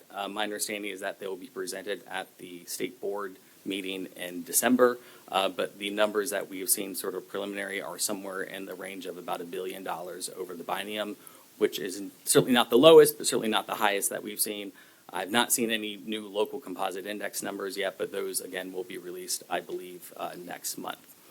So the first item on the agenda is making sure that we fully support all of the full funding of rebenchmarking. Sometimes we have seen, particularly in tight budget years, where sometimes changes are made. Probably most notably was the support cap that was put in place back in 2008, and it took us a very long time to get that undone. So that is probably one of our top priorities for this session, is working on rebenchmarking. Again, teacher salaries increase, as well as recruitment and retention efforts. School divisions across the Commonwealth continue to see challenges hiring and retaining teachers, so that remains a top priority for us. This is not just in terms of straight teacher salaries, but also making sure that we are not overburdening our teachers with extra activities in the classroom that are mandated by the state. Moving on from that, increase behavioral and mental health services. This has been a priority of you all for several years now. We have seen additional movement on this front, particularly with the JLARC report that came out in 2023. They have started to put additional money, certainly into more supports for students. Look forward to working with members on that. With that said, one of those challenges that we see is with special education. Over this past year, the Commission on Youth had a special subcommittee that studied not necessarily all of special ed, but really focused on dispute resolution. So we're expecting a number of recommendations coming out of that work this year. Most of that, based upon the conversations we've had at the Legislative Committee and with Ms. Linetti, seem to be pretty much in line with many of our priorities and where we want to go. But again, making sure that we are not putting extra burdens on school divisions for special education, and that the state continues to fund what they need to fund with special education. As you all know, putting together the budget, special ed is a significant portion of what you all have to do. Next would be dedicated funding for capital improvements. Again, as you all know, from a budget standpoint, that is certainly a crunch for everyone, and making sure that the state can come in and start making some additional assistance from a capital improvement standpoint. Candidly, we all know that number is very big. The state has done pieces of that over the years. They have helped with some special loans, those types of efforts, but again, there's still a lot more to be done in that space. Slightly new, but certainly consistent with what we have been talking about the last several years, is the Regional Recovery School. You all have done a great job of getting that set up, and I know that's been a lot of hard work. One of the things that we did uniquely here in Hampton Roads that is different than how other recovery schools were established in the state is that it is a true regional recovery school, where we created partnerships with Chesapeake and Portsmouth and others to create a regional school. Well, one of the challenges that we discovered is that a school does not necessarily include recovery schools. And so while we have authorization in the budget, which will expire on July 1 for the Regional Recovery School, we want to make sure that authorization continues on just by making a quick code clarification. Again, this is not asking for additional funding for the recovery school. I believe that is pretty well covered through opioid abatement funds and other sources. So this is just making sure that the authorization continues on going forward post July 1.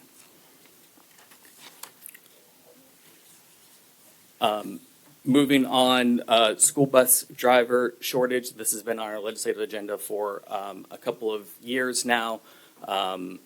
Something that we continue to struggle with, I believe. As you all know, part of this is also a federal issue having to do with CDLs and how those work. Because if you drive a school bus, you have to have a full CDL, which unfortunately we don't control, nor does the state. And so that is continue to work with our federal delegation on that. Eliminate or fund unfunded mandates. We have continued to list at around $44 million of unfunded mandates. We have, over the last couple of years, worked with the School Health Services Committee to study really specifically some of those mandates that either have been out there or even proposed, specifically around services dealing with student health. For example, the School Health Services Committee this past year did a deep dive into diabetes, of how schools should treat students with diabetes. And we expect to see legislation on that I think will probably be better than what was proposed last year. But again, this is a great example of how we're able to work through the proper channels to at least prohibit or stop additional unfunded mandates. But that will be a continued effort on our part, not only to try to keep those from coming around or looking at ones that we can start either funding or chipping off the list. And then the last item on the agenda is assessment reform. You all probably recall at the last session, we had some significant SOL assessment reform that was really around structuring how assessments are delivered in schools in Virginia.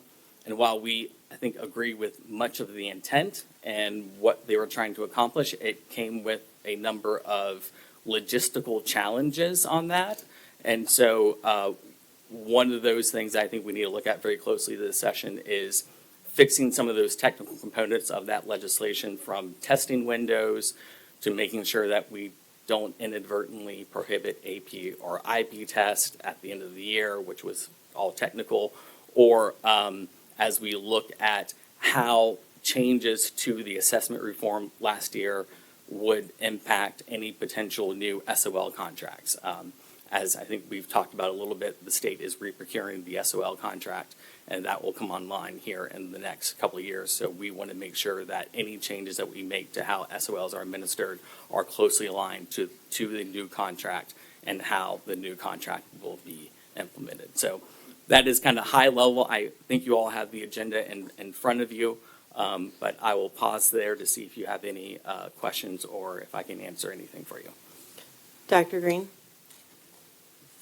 Thank you, and thank you, Mr. Andrus. And I want for our viewing public to know that we do have a legislative committee, which I serve as chair, and the other members are Mrs. Dwyer and Ms. Rogers as well. And prior to us getting to this point where Mr. Andrus is presenting the proposed legislative agenda, we did start a process where we have solicited input from our other colleagues to get feedback as well. And so with that being said, this is the proposed agenda that we are bringing forth for your consideration. Vice Chair Weems? Yes, thank you, Dr. Green and committee members, and thank you, Mr. Andrews. It's always nice to hear from you. All right, so my suggestion, well, I guess I'll kind of ask first or state that I was really surprised there wasn't a stance on collective bargaining. I know that VSBA has historically been against collective bargaining, and I know a few years ago many of us attended the VSBA workshop, the conference in Williamsburg, which they had a whole workshop dedicated to that. I attended it.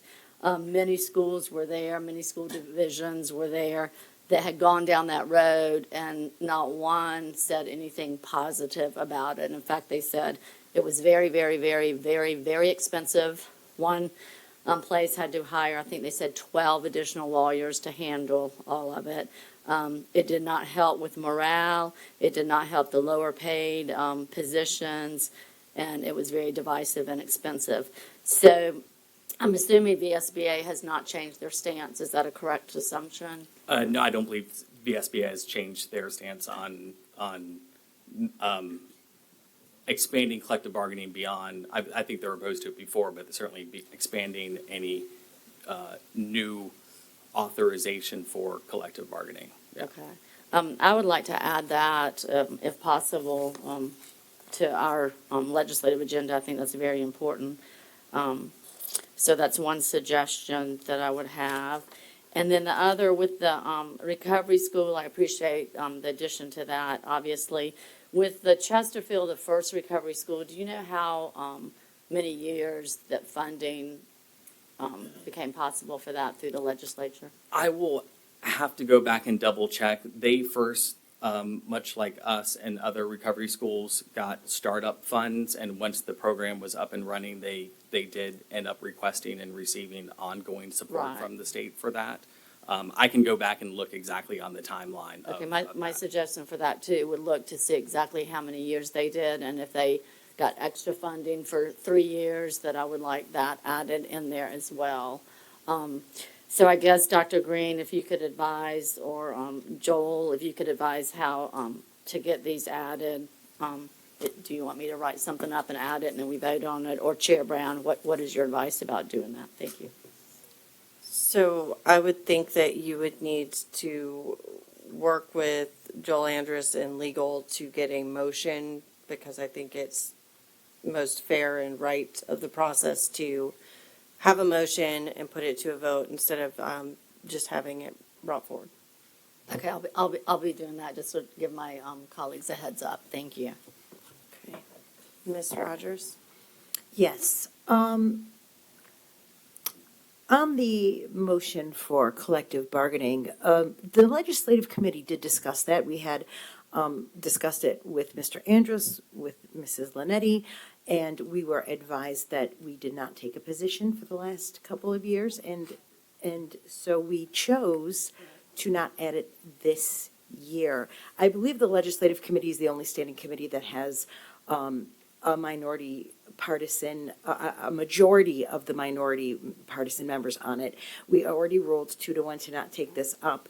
And we did just hear you all discuss that the resolution made by Mr. Cummings was not in our jurisdiction yet. Somehow, now this is coming to the full board agenda. So I don't really understand why we are asked to make these decisions within our committee, only to be told that those decisions don't really matter.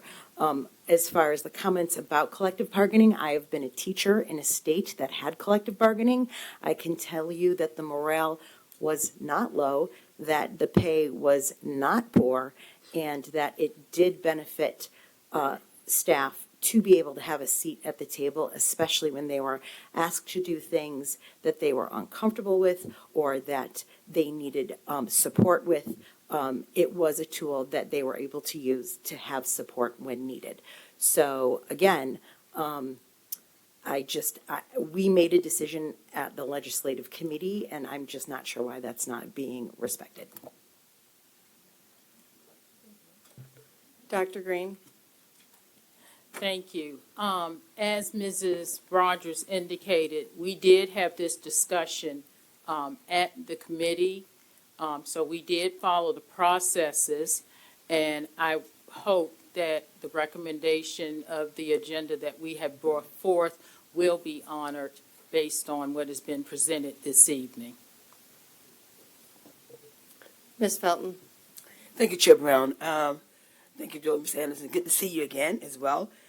Just to make a statement or a correction on there is no, maybe nobody said it, but I thought I heard someone said that there is no division to doing this. So I'm looking at in 2020 in Northern Virginia, Fairfax, Prince George County, they all went into effect with state using collective bargaining and is working successfully.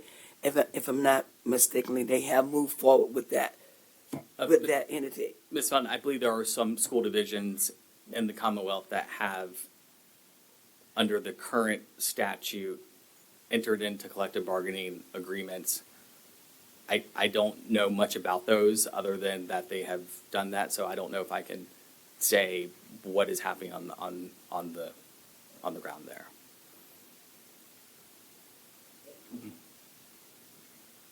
Mr. Cummings? Yeah, thank you so much for sharing. I have a couple questions, and then I'll put some comments on collective bargaining. But my first question is around workforce development and advocating for funds at the state level for that. I don't know if that's something that we discussed or was part of a normal legislative docket or not. But I know that's an area that the board is passionate about, and I would hope that that continues to be a budget priority, I guess, from the state level as well. So, I mean, I'm not sure how it fits into this document, or if it needs to fit into that document, but that was just my first reaction as I was reading through the legislative agenda. And then my just follow-up thoughts on collective bargaining. You know, I've researched this topic, and I mean, I think we're all on record about how we feel about this topic as well. But the national research, I don't know if that necessarily supports the claim that I heard up on the dais, because I read research that says, you know, supports teachers' retention, teacher happiness, teacher sense of belonging, all those variety of things. So, you know, I'd love to see a more thorough, in-depth presentation before the school board is asked to take a stance on this agenda item. But also, you know, I think every time I've been hired a job, I've tried to negotiate my salary. I think a lot of folks have tried negotiating their salary. I think it's within reason as you work at a place to try to negotiate what you get beyond the scope of how that's such an antagonistic idea. But I'm not really sure why we would even need that on this legislative agenda. Ms. Dwyer? So I made the recommendation at the last legislative committee meeting to add collective bargaining and present it to the board for a vote. And it was based on things that I was reading about collective bargaining. And I remember specifically a couple of things that Cammie had presented about several school systems, several school divisions, that it was like a train wreck. Could you elaborate on that? My discussion with the other council school attorneys have done this is that it's expensive. It's very expensive to implement. You do have to hire a law firm that specializes in addition to your legal counsel, so that will not be a cheap expense. And you do have to hire a staff to manage this. It is not something human resources can take on themselves because of the requirements that will be involved in it. That is something you have to, so you have to set aside the money for the specialists to do this. Generally, what I know from Prince William County, you're talking about 5 to 10 people have to be added on the staff to do that. It took them about a year or two working with outside counsel for several $1 million in legal fees, and the cost to run that is roughly about $10 million. That's just administrative costs. As to how well it's working, I do know that things did not go the way they thought they expected to do. I'm not saying there are other school divisions that have implemented. They tend to be smaller school divisions. I don't know overall how they work. I just know what it takes to pull this off. It is not a cheap endeavor to do. It will take time and planning to be able to do it, and it will take several years to implement. It also has a lot of restrictions. You're talking about salaries. It has a lot of restrictions on what you can and cannot bargain for. You need to look at that closely. They were working on the legislation in the General Assembly last year, and there's some problems with that legislation. But because Virginia has very strict rules on our budgeting, you would not be able to negotiate salaries and things in the way you might do in another state because you are limited to the budget that you have and balanced budgets on it. So it does have some restrictions to it. If this is something the school board's looking at, you are going to have to very closely monitor the legislation that is currently in. It went in last year because there are some very serious concerns about whether it's appropriately drafted or not. I can't speak to how well it's working in the school divisions. I can tell you it was very, very expensive and time-consuming to implement. Thank you, Cammie. Yeah, my head's spinning after that. Simply well put, we just can't afford it. Ms. Melnick? Okay, so I served on the legislative committee for a number of years, and we never put this on our legislative agenda. We had topics that were really important for, almost the same thing we've been fighting for a long time. But what I think is really odd is that I'm sitting with the group of people who vote every year to not be part of VSBA, but now we're going to use VSBA's stance on collective bargaining because they're against it. And so I'm just a little torn by that. I think the legislative committee has discussed this. There are two people that maybe otherwise would have voted for collective bargaining, but they realized that right now, for this legislative agenda, that the most important things came forward. And I don't see anything wrong with this. What I do see, though, are families that are sitting out in this audience who are waiting to hear about another topic. I think the current legislative agenda is fine, bring it forward. I think this is very political, clearly very political, and I think it's unnecessary. I think everyone's had the chance that's in queue to speak. I have a question for you. Is the state mandating collective bargaining an unfunded mandate? I'm probably not the best one to answer that question, but I think based upon Ms. Linetti's comments, there could be significant cost associated with it. I still believe you will have the choice to do it, but if they do implement it, the administrative cost is very significant, and there's no funding available for that. Would have to come out of your budget. So, correct me if I'm wrong. Legislation was on the governor's desk last year to require collective bargaining in localities. And it was vetoed, correct? I'll have to go back and look at the specifics of that legislation. If I remember correctly, it changed the current process, which has a school board and locality all in sort of agreement on how that would happen. So I will have to go back and get the details of exactly what that one said. I can't remember off the top of my head. I'll do some research as well, but I seem to recall that it was on a desk and it was vetoed, and therefore it's relevant. We are actually discussing our legislative ask to the General Assembly. I think at a bare minimum, retaining our local authority is something that we should consider, and I would hope that and I know that City Council unanimously actually requested to retain the local authority in their legislative agenda as well. I do think it's relevant. We don't have taxing authority, so I don't think it's an inappropriate discussion by any means. And Ms. Felton. Thank you, Chair Brown, and I will not beat the horse. And my colleague, Ms. Milnick, spoke some of the things I was going to speak as well. It is surprising that when you don't want to belong to or you don't participate with the VSBA, but you conveniently use what they do in their action in order to uphold what you believe in. And I know this sort of kind of put you in a quaint place, Mr. Anderson, but it's just that I was on the legislative committee as well.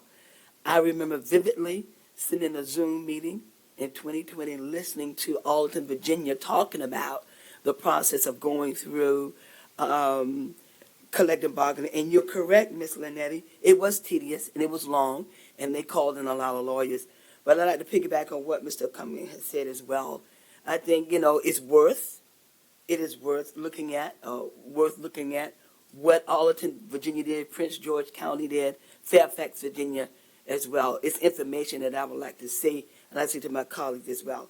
But VSBA has given a lot of legislative, very good information when it comes to school board. They have supported school boards and a lot of things. And a lot of things that they might have done I did not like. But when I go back to what my colleague said, it's always convenient when you are trying to uphold what you don't like or what you want to move forward. You use VSBA standards and what they're saying that they don't choose to do. And again, thank you. Appreciate all the work that you do. Mr. Cummings. Yeah, thank you so much again. And so since I did hear comments about affordability, I mean, there are always implementation costs, but I'm sitting there thinking about the churn rate of our, 5-year teachers and the expense that it goes with, recruiting, starting people over. And so you can't just look at an implementation cost. You have to do cost benefit analysis of the longevity of a potential policy. I mean, if it costs money to implement, but down the road saves money through retention, I think that's the lens if we're making a fiscal decision about this. You can't just look at the sticker price up front. You have to look at the longevity of the policy in action. So I just wanted to provide that comment as well. And having read the research on collective bargaining, outside, if you Google it, NEA, or not NEA, if you Google collective bargaining and outcomes, first couple of resources are, you see the NEA sites, but then you go down, you see the peer-reviewed, resources that come out from, college journals. And, there is a variety of research, but the common theme that I saw within this topic is, employee satisfaction, employee retention, and those are all things that I feel our board has thought about how do we solve this problem. And so if there's evidence towards a medium to solving a problem, I tend to lean in towards that direction. So, I would encourage folks to look at the peer-reviewed data, click past the articles that confirm our own biases for both sides, and look, for those journals and see, what information it says. I know there's a variety of pieces on it. Get a somewhat balanced opinion, but, I do think the overwhelming evidence does support the benefits of collective bargaining. Ms. Dwyer? So yeah, let's stay on the non-biased track here. My decision was based on what I read. Maybe you could give me the information. Ms. Dwyer, if you could make sure to direct your comments. So maybe to my me. colleagues could pass on that information to me, because I haven't read anything like that. And honestly, I value Cammie's opinion and Joel's, and I just think that based on our current financial climate, it's taking a risk that we just shouldn't take right now. Ms. Rogers? Thank you. Mr. Andrews, we discussed this in the legislative committee, and we talked about, just correct me if I'm wrong, we talked about whether or not we had a stance on this in the past, correct? Yes, ma'am, I believe we did, yep. And what was the result of that discussion? I don't believe we have today taken a stance on this particular issue now. Thank you. And so that is why it was voted 2-1 to not add it to the legislative agenda. I unfortunately apologize that right now we're laying bare to the public how partisan this board actually is, that we are discussing something that's already been discussed, decided to not be put on the legislative agenda, yet earlier there was something that we did request to be discussed, and it was decided that was not under our jurisdiction. So my apologies to the families that are sitting here waiting for the other decisions that need to be made. It's just very telling that the partisanship of this board is what is ruling and not the decisions that have already been made. Thank you. Vice Chair Weems? Let me clarify. It seems like truths are being twisted up here, but a committee, just because I disagree with a committee's recommendation does not mean I don't respect that committee nor honor that. I can't count how many times as policy review committee chair I have brought policies to this board and they have been voted against or tweaked or sent back. So a committee does not make the final recommendation. It comes for a vote, and we have the right to make such suggestions. Also, I can't count how many times I have voted for this board to join VSBA. So when you point fingers, please make sure you have the accurate information. I have been to many VSBA workshops. I have presented there, and I have voted to join there. Also voted to have other options such as the SBMA also. So just wanted to clarify a few things. All right, thank you. Thank you very much. This will be on action at our next meeting. Have a great night. Thank you. All right, we are now on to the middle school dual language immersion considerations, and this is kind of unusual that we have a presentation, but there's a recommendation and there were some questions. So In order to get that presentation on the floor, I will need a motion and a second on the administrative recommendation for approval, and I will read that. That recommendation is based on available staffing and student interest to fully implement the Spanish immersion program at each grade level with fidelity. Administration recommends continuing the DLI middle school program in one location at Virginia Beach Middle School effective for the 27-28 school year. Current 5th through 7th grade DLI students will not experience a change in programming or location.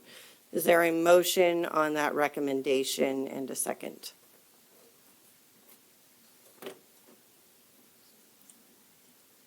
Oh, it's not up. There we go. Okay, moved by Mr. Callen, seconded by Ms. Dwyer. And I will welcome Dr. Crystal Lewis Wilkerson, Director of Office of K through 12 and Gifted Programs at this time.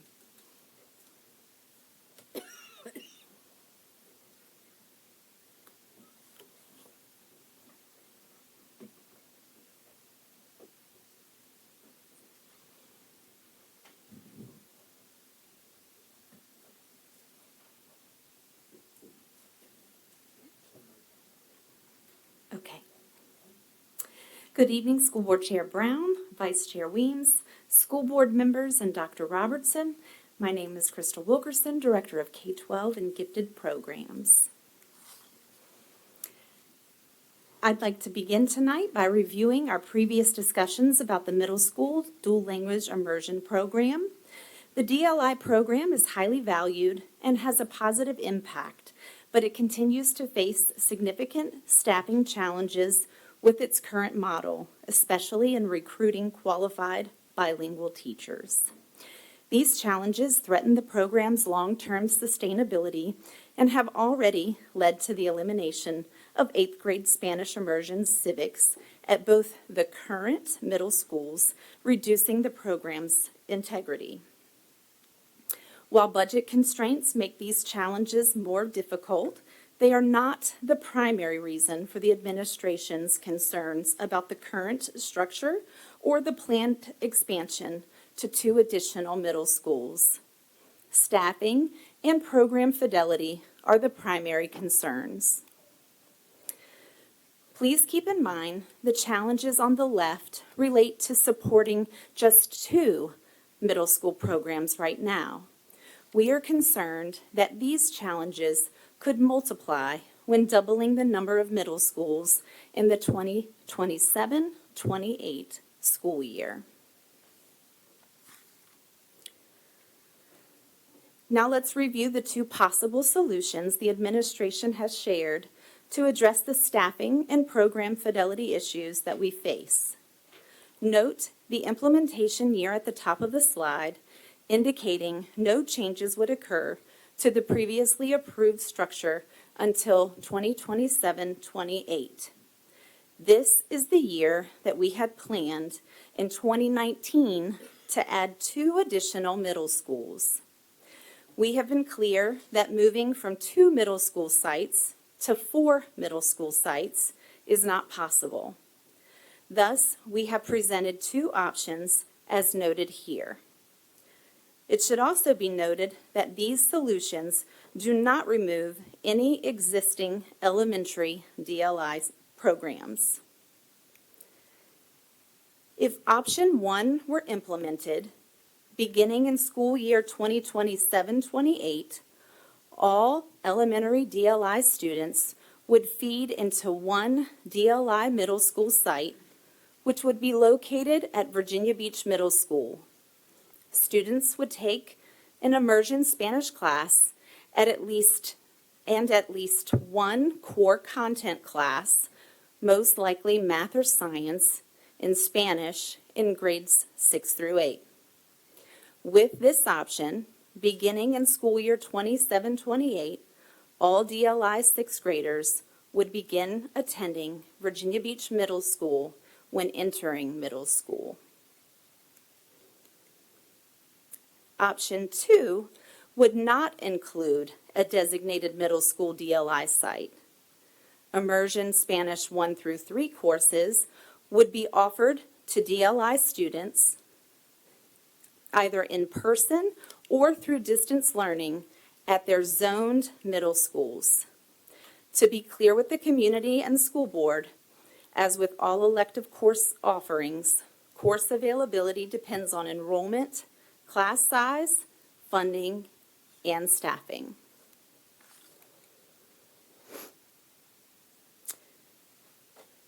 With all of the previous information considered, the collective recommendation of several administrative offices is displayed here.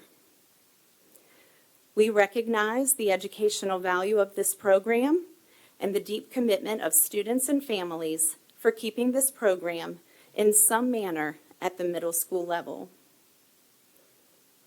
As you are aware, offerings are always dependent on staff availability and enrollment numbers. The administration recommends discontinuing the current DLI model at the middle schools of Great Neck and Lansdowne as of the 27-28 school year. DLI students currently in grades 5 through 8 may complete the existing program at Great Neck or Lansdowne Middle School. This group will be the final cohort to participate in the middle school DLI program at these sites.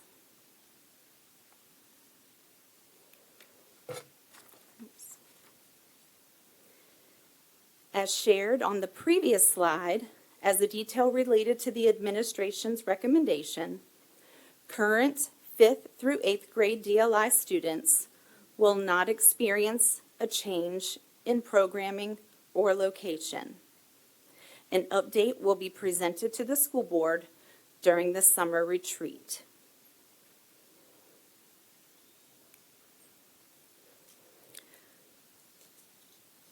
We wanted to share a couple of additional questions asked by the school board. The final few slides will share some of these questions and the accompanying responses. Question: how many current DLI teacher vacancies exist? Answer: 4 vacancies exist as of November 6, 2025. Question: how many teacher vacancies exist in other Spanish courses? Answer: 2.4 vacancies exist as of November 6, 2025. I'm sorry. It used to be 2.4.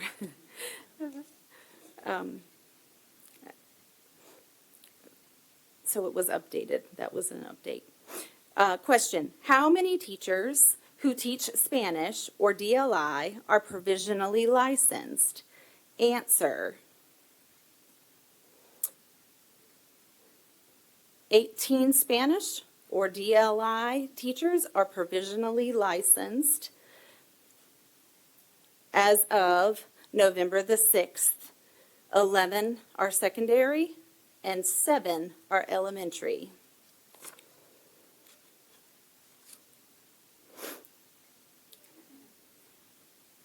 Question: what is the total number of FTEs, which means full-time equivalency, representing a full-time position, for the DLI program under the current model for elementary and middle?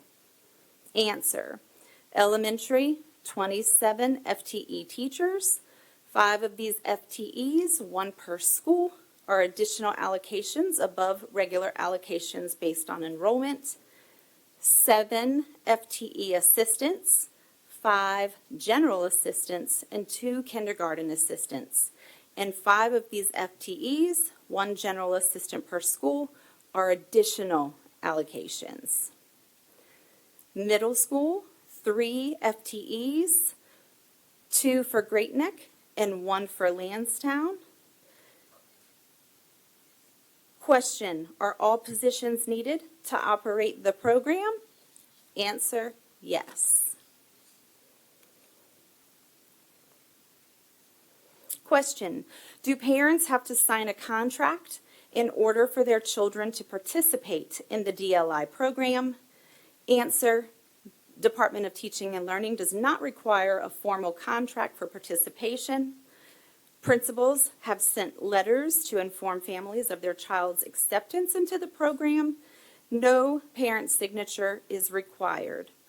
Principals encourage families to participate in the program through grade 5 to help with class projections and placements, but it is not required. To promote greater consistency moving forward, Department of Teaching and Learning will provide a standardized acceptance letter for 2026-27 for incoming elementary DLI students. If the school board approves the administration recommendation presented tonight, the administration will provide updates on the plan to consolidate the program at Virginia Beach Middle School during the summer retreat. At this time, I invite our World Languages Coordinator, Kelly Arbel, to join me, and we welcome any questions that you might have at this time. Okay, Ms. Melnick. Okay, I saw a difference that in option 1 and option 2.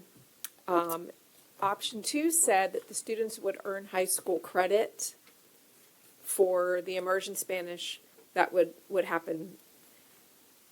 Are the students not going to earn high school credit in option 1? Yes, they are. They will. That's all I care about. Okay, Yes. thank you. And since I want to make sure that we have clarity on what we're voting for, the recommendation doesn't seem to be either option 1 or 2. It appears to be option 1 if we have staff and enrollment numbers met, correct? So Is that what you're recommending? That's always going to be the challenge, is if we're able to have staffing and enrollment. And that's why we said we would come back during the retreat, is to be able to provide you that update, because then we'll have better information for you. But yes, that is the recommendation for this evening. Okay, so we're voting on a recommendation that if there's staff and if the enrollment is met, that the program will be offered at VB Middle. Correct. Yes. Okay. Yes. All right, thank you. Yes. Ms. Rogers? First of all, I wanted to thank all of the parents that I spent many hours meeting with at libraries, at coffee houses, listening to their stories. I know this is extremely important to them.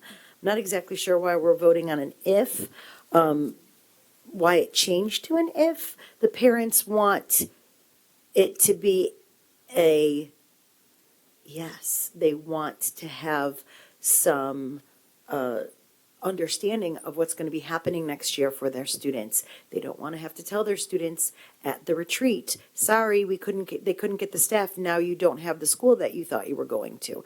So I'm love to make a motion to take that if out of the recommendation and to make it that we are voting on whether or not we should be going forward with option 1. All right, is there a second on Ms. Rogers' motion? I'll second that. Okay, seconded by Mr. Cummings. All right, so we are now discussing, and the voting board is probably going to clear out once our clerk enters that. We are discussing now the motion on the floor for option 1. And I think Vice Chair Weems, were you next in line? Okay, Vice Chair Weems. Okay, so we're discussing the motion, is the substitute, well, yeah. Okay, is there, because I don't, is this the right one, Dr. Wilkerson, that we're voting on? Well, I guess you're voting on. Where's the written one motion. that we're voting on? I want to see it. I mean, Well, right It is slide 4, what we presented as the administration recommendation, but I don't, are you because voting this on the is what I motion? have for my latest, and I don't see any ifs, so I'm just a little confused. It was in her presentation. Okay, so it's different than what we were handed today. Just the way she said it. I'm looking at the administration recommendation that was at my desk today, that I thought that I was voting on. But we're discussing option 1 right now, because there's a motion and a second on the floor. But there's no, we're discussing to take away ifs, and I don't read it anywhere in here on the one that we're voting on. So I don't know how we can take away something that's not there. I'm reading something that has, based on available staffing and student interest to fully implement the Spanish. Okay, so you just want to say, can you repeat? I don't know. Sure. Instead of based on available staffing, we are just going to fully implement the Spanish immersion program at each grade level with fidelity, blah, blah, blah. It's the based on available staffing. Instead of giving parents hopefully we'll be able to do it, we're going to do it. That's all. We're going to do it. We're going to figure it out. Okay, so are you amending your motion then to say based on student interests to Yes. fully implement? There it is. There we go. Okay, so if you could state your motion, A and motion then that- Mr. Cummings, if you could agree to that, so that we can move on with that. Thank you. Based on student interest to fully implement the Spanish immersion program at each grade level with fidelity, administration recommends, or I make a motion, to continue the DLI middle school program in one location at the Virginia Beach Middle School effective for the 27-28 school year. Current 5th to 7th grade DLI students will not experience a change in the programming. Okay, thank you. Dr. Wilkerson, I have a question on that, because I kind of saw some body language there. Can you comment on that? I mean, obviously, we try to do all programs on student interest, but, I mean, what happens if there's one teacher? I mean, just one teacher? I mean, that's crazy, but do we still run a program with one teacher?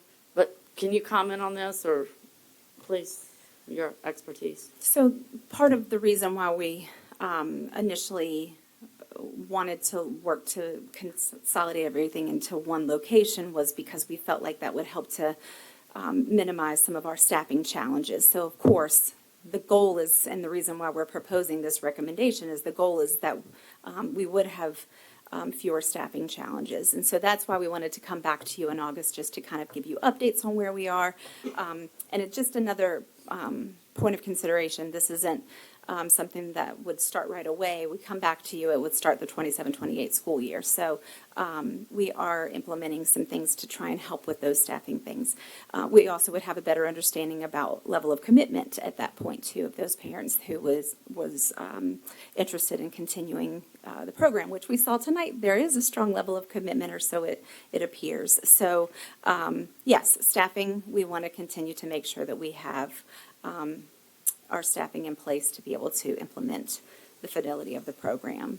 That's always a concern, but we certainly hope that we minimize those concerns by having them in one location. Okay, thank you. That's all I have for that. I have a comment on something else. Just a quick procedural thing. Mr. Cummings, did you second that modification from Ms. Rogers? I second it now. Okay. Yep. I wanted to make sure you're in agreement since you're the second. Mr. Cummings? Yep. Do I have the floor? I think yes, because we're on a different motion, right? Did you? Yeah, I hit my button again. I don't think you spoke on this motion. So I'm speaking on the substitute motion. I do have so Dr. Robinson, aren't all programs going to be subject to staffing? Like, is that language even necessary? I think the language is what gives people anxiety. I feel like I personally do not see I mean, I understand what's there, but I feel like all of our programs are going to be subject to staffing no matter what. So from my perspective, when we were originally presented with option 1 and option 2, I like option 1. It's simple and to the point, and we know it's going to be subject to staffing and whatnot. And so that's why I second what Ms. Rogers is saying. I'll up your academics for you, but what Ms. Rogers is saying is that I will support this substitute motion because all of our programs are already going to be all of our programs are going to already be subject to staffing availability. But my question, I think, Dr. Robertson, is when we hear the board update at the summer retreat, is that going to come back to the board for additional action, like for student interest, staffing, things like that? So if this administration recommendation, not the substitute, if this administration recommendation was accepted.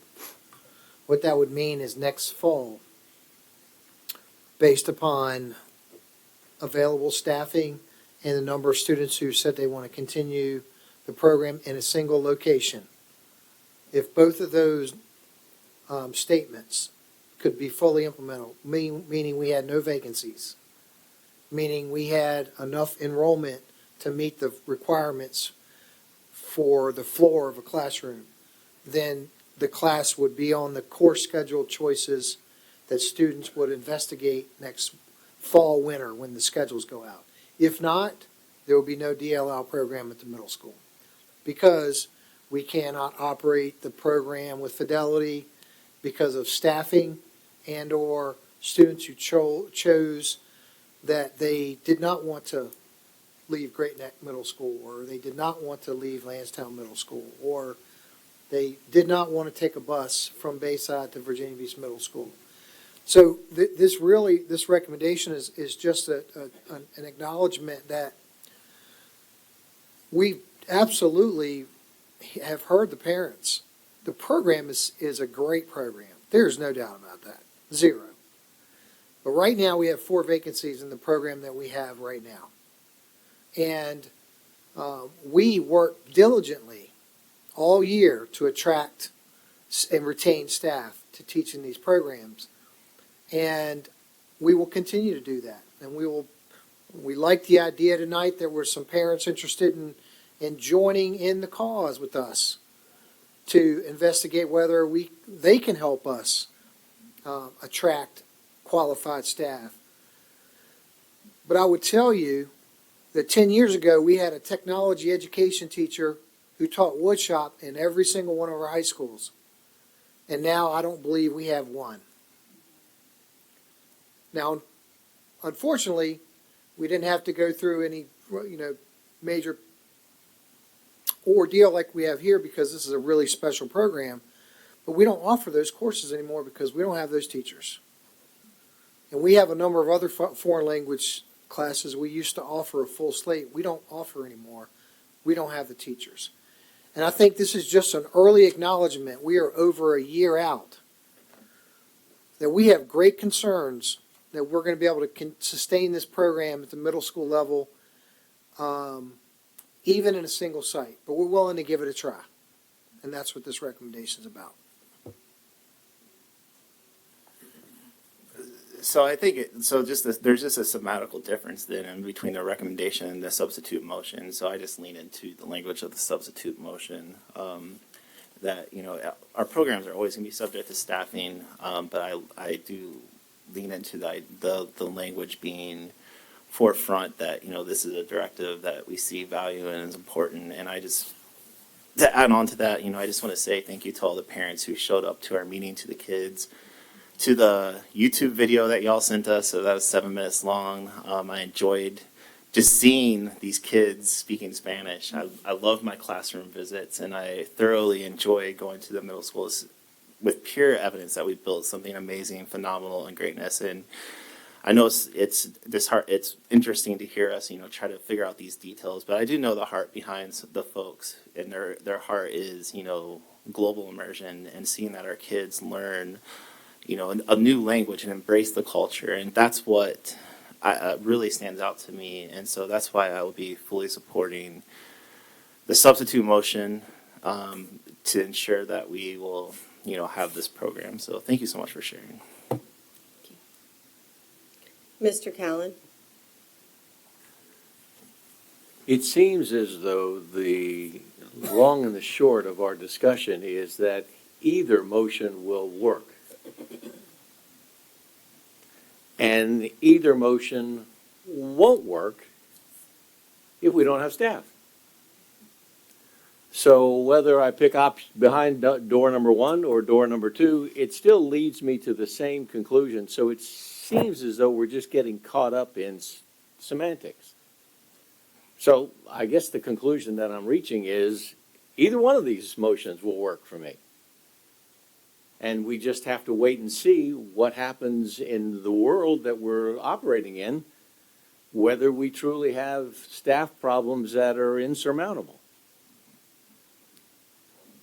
But I guess what my conclusion is I'll vote for either one of these things because it gets me to the same place.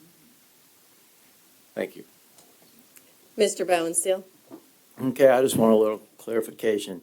So the motion that Ms. Rogers is presenting, that's just to vote tonight, whether we accept option one or we vote against it. So the motion on the floor is in relation to slide number 4. It's the exact same language, but it removes the words available staffing and. Is that correct? Okay. So all the other words are the same except for available staffing and. Do you see that on slide 4? Yep, that one right there. Mm-hmm. On line 1, available staffing and, words 3, 4, and 5 would be removed. Okay, so I'm just trying to figure out. So we take that off, so if we vote on it, what does that mean? I mean, so we're technically, we're gonna vote For option 1. whether we're gonna, so we're voting on, her motion is that's what we're voting on, to see if we're gonna vote for the program or just continue it tonight, basically. Correct. That is correct. Okay, I just So- want to say that I like the administration recommendation because this way it's still going to be moving forward. And if we take that motion, then we have a chance to just stop it tonight without any further information coming in or possibility, but that's just what I got to say. Ms. Dwyer? Ladies, I just want to apologize to you because you've been extremely insulted. Based on your recommendation, based on your professional capability and your extreme transparency and compassion for this program, I take your recommendation because I take you at your word. And just like the children, and just like the parents, I uphold, I respect and honor you. And I'm sorry that you've been insulted in this manner because this recommendation is perfectly fine. It's why we're here. We're here because there's a shortage and we have to take a vote. And you're going out of your way to be extremely fair. And I don't see the problem. And so, yeah, we base our votes on, there's always going to be a shortage somewhere, but we're not taking a vote on any other category. We're specifically voting on this one. And so I'm kind of taken aback at what the issue is here. You stated your recommendation, and it makes clear sense to me. And I also would ask for a parent advisory committee as well. I think that's really crucial. We saw a lot of compassion and passion here, and we saw the fruits of your labor. The children are remarkable, and so I would ask that that would be considered as well. Thank you. Ms. Rogers? So I'm going to take a little bit of liberty here. I did meet with the parents, including these lovely people here, several times, many, many times. And based on all the feedback that I received in all of the meetings that I had with the parents, is that there was a lack of communication, which caused a lack of trust with our parents and our school division. And you can see them nodding over here that that is correct. In order to help build trust, I removed the part about available staffing so they don't feel like we are going to not go forward with the program and just say it's because of unavailable staffing. We want to build trust with the community. We want them to believe us when we say we want to go forward with the program. So when we take out available staffing, because it's a given, and we say based on student interest, because obviously if we don't have student interest, we can't have a program. And it leaves it more in the parents' hands than in ours. We are then building that trust with our parents that we will do as we are saying we are going to do, because right now they don't feel we've delivered on the promises we've made for this program in the past. That's why I feel it's important to just take out that phrase, while we still need to have staffing, we don't need that to be a caveat in this decision. Student interest should be our caveat as to whether or not we go forward after this summer, not staffing, because we will do everything we can. That should be our given. And so this is a trust building with our community. And like I said, I spent a lot of time with these parents, a lot of time on Zoom, in libraries, coffee shops, restaurants. I met parents all over the place. And the biggest takeaway I got was that they don't trust the school division to deliver because already the program has changed so much. And they don't feel they were communicated well with. So taking out available staffing, yes, we need staffing. I trust that you guys are going to do everything you can to get that staffing. But I feel like we give it back to the parents' student interest. Do you want your child in the program? Let us know. And we'll do what we can to keep this program going and build that bridge with the community. Thanks.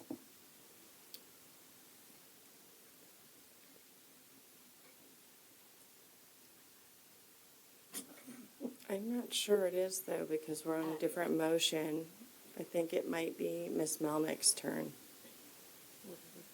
Ms. Melnick. What is the minimum requirement to keep the program going? That's, I think, the best question right now. So it's a hard question to answer because it depends on how many students we have in the program, right? So we have to determine the number of students, which will determine the number of sections, which would determine the number of teachers. I mean, it was brought up. We're estimating that it would be 3 full-time core content teachers. I meant from a student enrollment. I mean, how many kids are enrolled in the program now? I'm sorry, I don't know. Like, she's talking about, are you talking about in middle school? Middle Yes. school right now. Sorry, let me flip through all of I mean, so let me. So we So- have.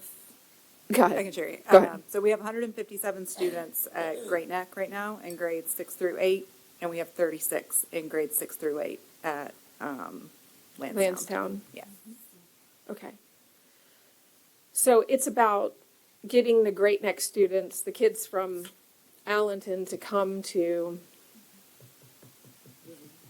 to VB Middle. I mean, I think the Cook students, that's their homeschool anyway. And the Bayside students to commute. Mhm. That's a Have little those bit of a conversations have those conversations happened? Are we talking to the 4th grade parents right now?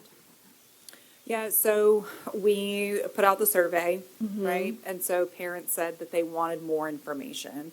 And so this recommendation stems from wanting to consolidate at VB Middle, but also wanting to get more confirmation from parents to get a better idea of how many students would in fact enroll at VB Middle, because that would allow us to plan more effectively for the number of teachers that we'll need. Okay, so how many kids are in a core? You said you need 3 cores. Is that what you said? 3? So 3, 1 per grade level. I guess what I'm looking for is what is it going to take to keep the program going? If half of these students went on, Defer to Docile. would that keep the program alive? Yeah, I think it comes down to how many are going to be interested, and we don't have that crystal ball to know 2 years from now how many are going to still want to be in the program, or how many students will enter the program in elementary school. What I can say is, when we look at this section in the middle school, some of our classes go up to 35. A lot of them do, between 30 and 35. For this, the floor would be 20. So we're looking at 20 per floor. We have to understand that there's a balance of staffing, meaning, as I explained last board meeting, that, we take all the staffing we have and we assess the interests and the needs of the students, what we have in staffing, and we build a schedule from there. So if you're asking how many for 3 sections, then you're looking at roughly 100 students. Okay. I'm an educator by trade, so I'm not in the business of failing kids, right? Right, hey, And so this is a really hard one for me. I really believe in this program. I haven't been shy about, I'm studying Spanish right now. I wish that had been available to me. The kids did a magnificent job. Emma came up and spoke and didn't have anything written down. She just spoke and then translated it for us. She said, I've been learning this for 3 years, and she's learning very quickly, she said. Rápido, I heard her. So it was impressive.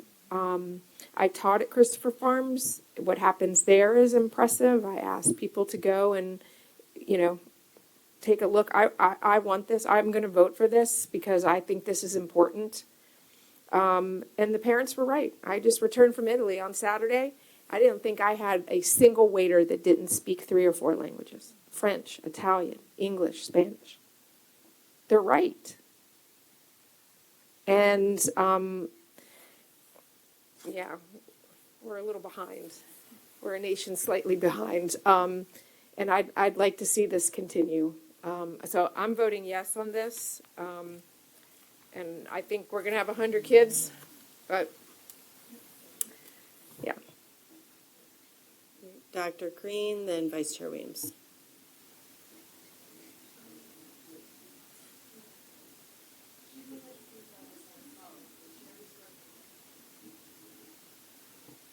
Thank you. For the parents who don't know me, I retired from this school division. I worked here for 17 years, and I'm telling you all this because I'm going to use my card from having been on both sides of the table to hopefully get this across the finish line for you. My area of expertise, and Dr. Robertson and staff can verify this, has been program development and helping build programs that support student learning throughout our school division.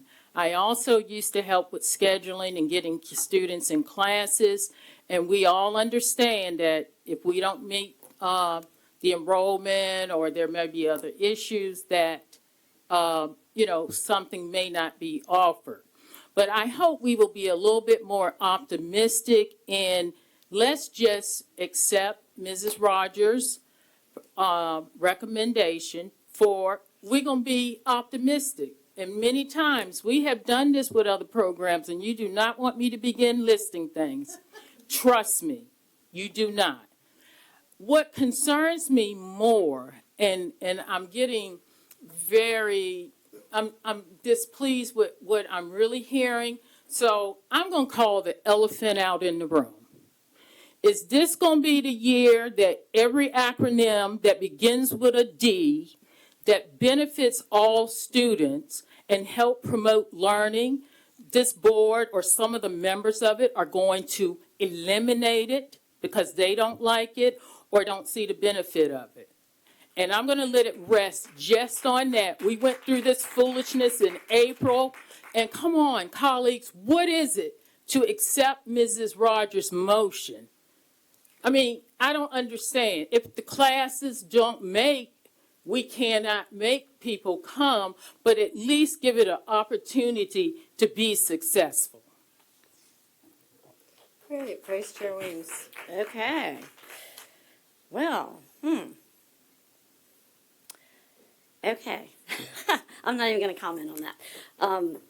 We have all said how much we think this program benefits children. I think all of us have visited classes. I have spoken about that. I think all of us have spoken to people in the audience and on the phone and have gone places. So I'm not sure what those previous comments were really about. But anyway, I appreciate the parents coming, and I really appreciate the kiddos coming. And if it was the students' idea, that's great. But if it was the parents' idea, that's great too, because you're teaching your children to advocate for themselves, and that is wonderful to do. And so, and just to speak, and they did a great job. And so I just, kudos to everybody who participated in that. I've got one question, and I know for some reason I'm not seeing it. Okay, so if you're, this last line, current 5th through 7th grade students will not experience a change. Okay, so I'm a 5th grader in 25, 26 this year. I'm going to go to Lansdowne. So in 6th grade, I'm going to be at Lansdowne in this program. And that's the 26, 27 year, right? And then in 7th grade, I'm going to still get to stay at Lansdowne, and that's the 27, 28 year. Well, 8th grade is the 28th, 29th year, but I still get to stay at Lansdowne. You're going to matriculate through Okay. where you currently So even though we're starting at VB Middle, those students still get, so we'll have really 3 locations for 1 year. Correct. Okay, I just wanted to make sure, because I couldn't figure that out for a Those second. students will be able to finish out their program, yes. Okay, all right, and I just wanted clarification with the motion, with the ifs and all that. I think it's great that we're going to give this a try. I think it's going to make it, and I will support Ms. Rogers' motion, and I encourage all my colleagues to do the same thing so that we can be transparent, we can be united, and we can give it the best try. And if it doesn't work, we can say we gave it the best try. So I will be supporting that as well. All right, so I am also going to support Ms. Rogers' motion. I think it's a minor change. I think that the community will feel more comfortable with it. I think that it eliminates some of the confusion, and so I appreciate that minor modification to make the community feel more satisfied. So I don't see any more discussion. So with that, Ms. Rogers, we're going to vote on your motion. If you could restate the motion in full, please. I would like to make a substitute motion for the administration recommendation to state, based on student interest, to fully implement the Spanish immersion program at each grade level with fidelity. Administration recommends continuing the DLI middle school program in one location at Virginia Beach Middle School effective for the 2027-2028 school year. Current 5th through 7th grade DLI students will not experience a change in programming or location. Thank you. All right, so I call for the votes to approve Ms. Rogers' substitute motion, and if this passes, there won't be any other votes after that. So, Madam Chair, we have 9 ayes and 1 nay, so the motion made by Ms. Rogers did pass. All right, thank you. We are now on to a motion to approve Ms. Rogers as the substitute to the delegate assembly for the VSBA. Excuse me, Madam Chair, are we going to vote on the consent agenda? We skipped all of that. Oh, my goodness. I was wondering where we were. You guys can't find good help anymore. Sorry. So sorry. All right, Ms. Linetti, can I just go back to the consent agenda? Since you skipped it to begin with, yes, I think you can go back to it. Okay.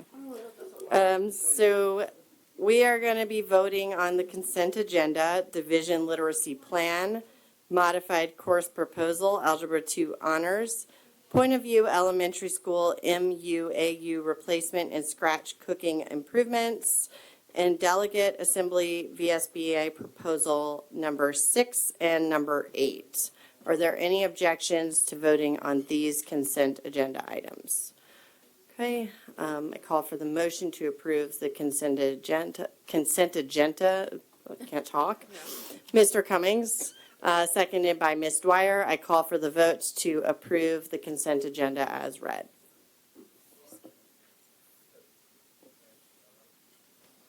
So, Madam Chair, we have 9 ayes and 1 nay. The motion did pass for the approval of the consent agenda. Thank you. And apparently, I also failed to do the personnel report and administrative appointments. I call for a motion to approve the November 10th, 2025 personnel report.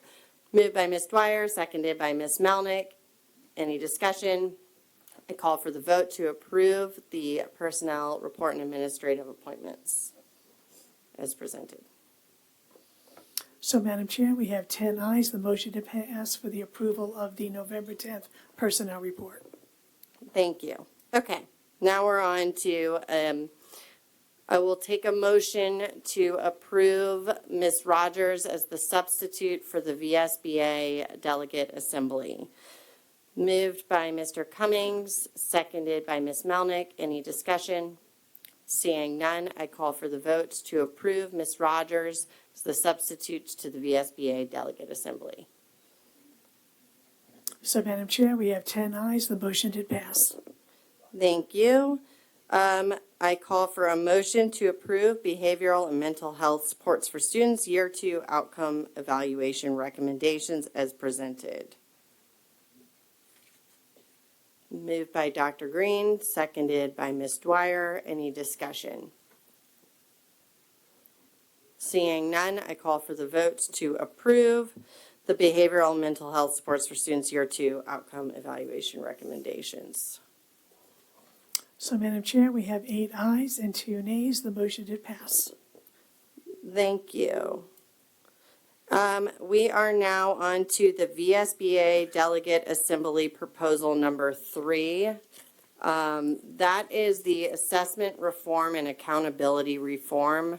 I call for a motion to approve for our delegates to go support that legislative proposal 3 at the Delegate Assembly at the VSBA. It's the VSBA. Mr. Callen asked for us to move that from consent to action. Proposal number 3, but not the other 2 proposals. Can you read that for the public? Sure. It's legislative proposal number 3, assessment reform and accountability reform.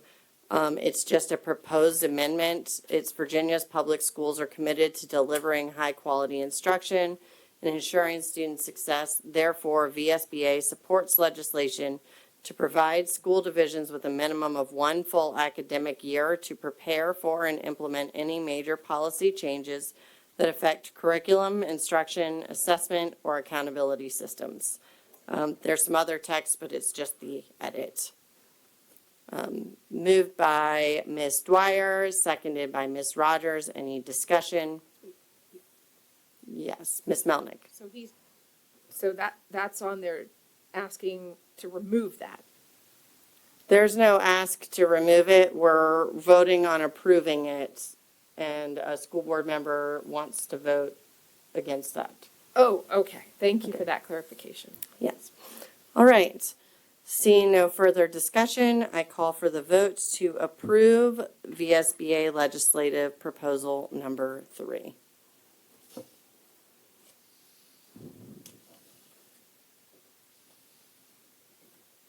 So, Madam Chair, we have 7 ayes, 2 nays, and 1 abstention, so the motion did pass. Thank you. We are now on to committee organization and board reports. Do any board members have anything to report? Ms. Rogers. So I am part of the Mental Health Task Force. We are now about to start our small groups, really digging into helping support students and staff with mental health, and getting more information out to the community with regard to the mental health services we have available. Mr. Bowensteel. High school football playoffs starts this Friday. Go Beach teams.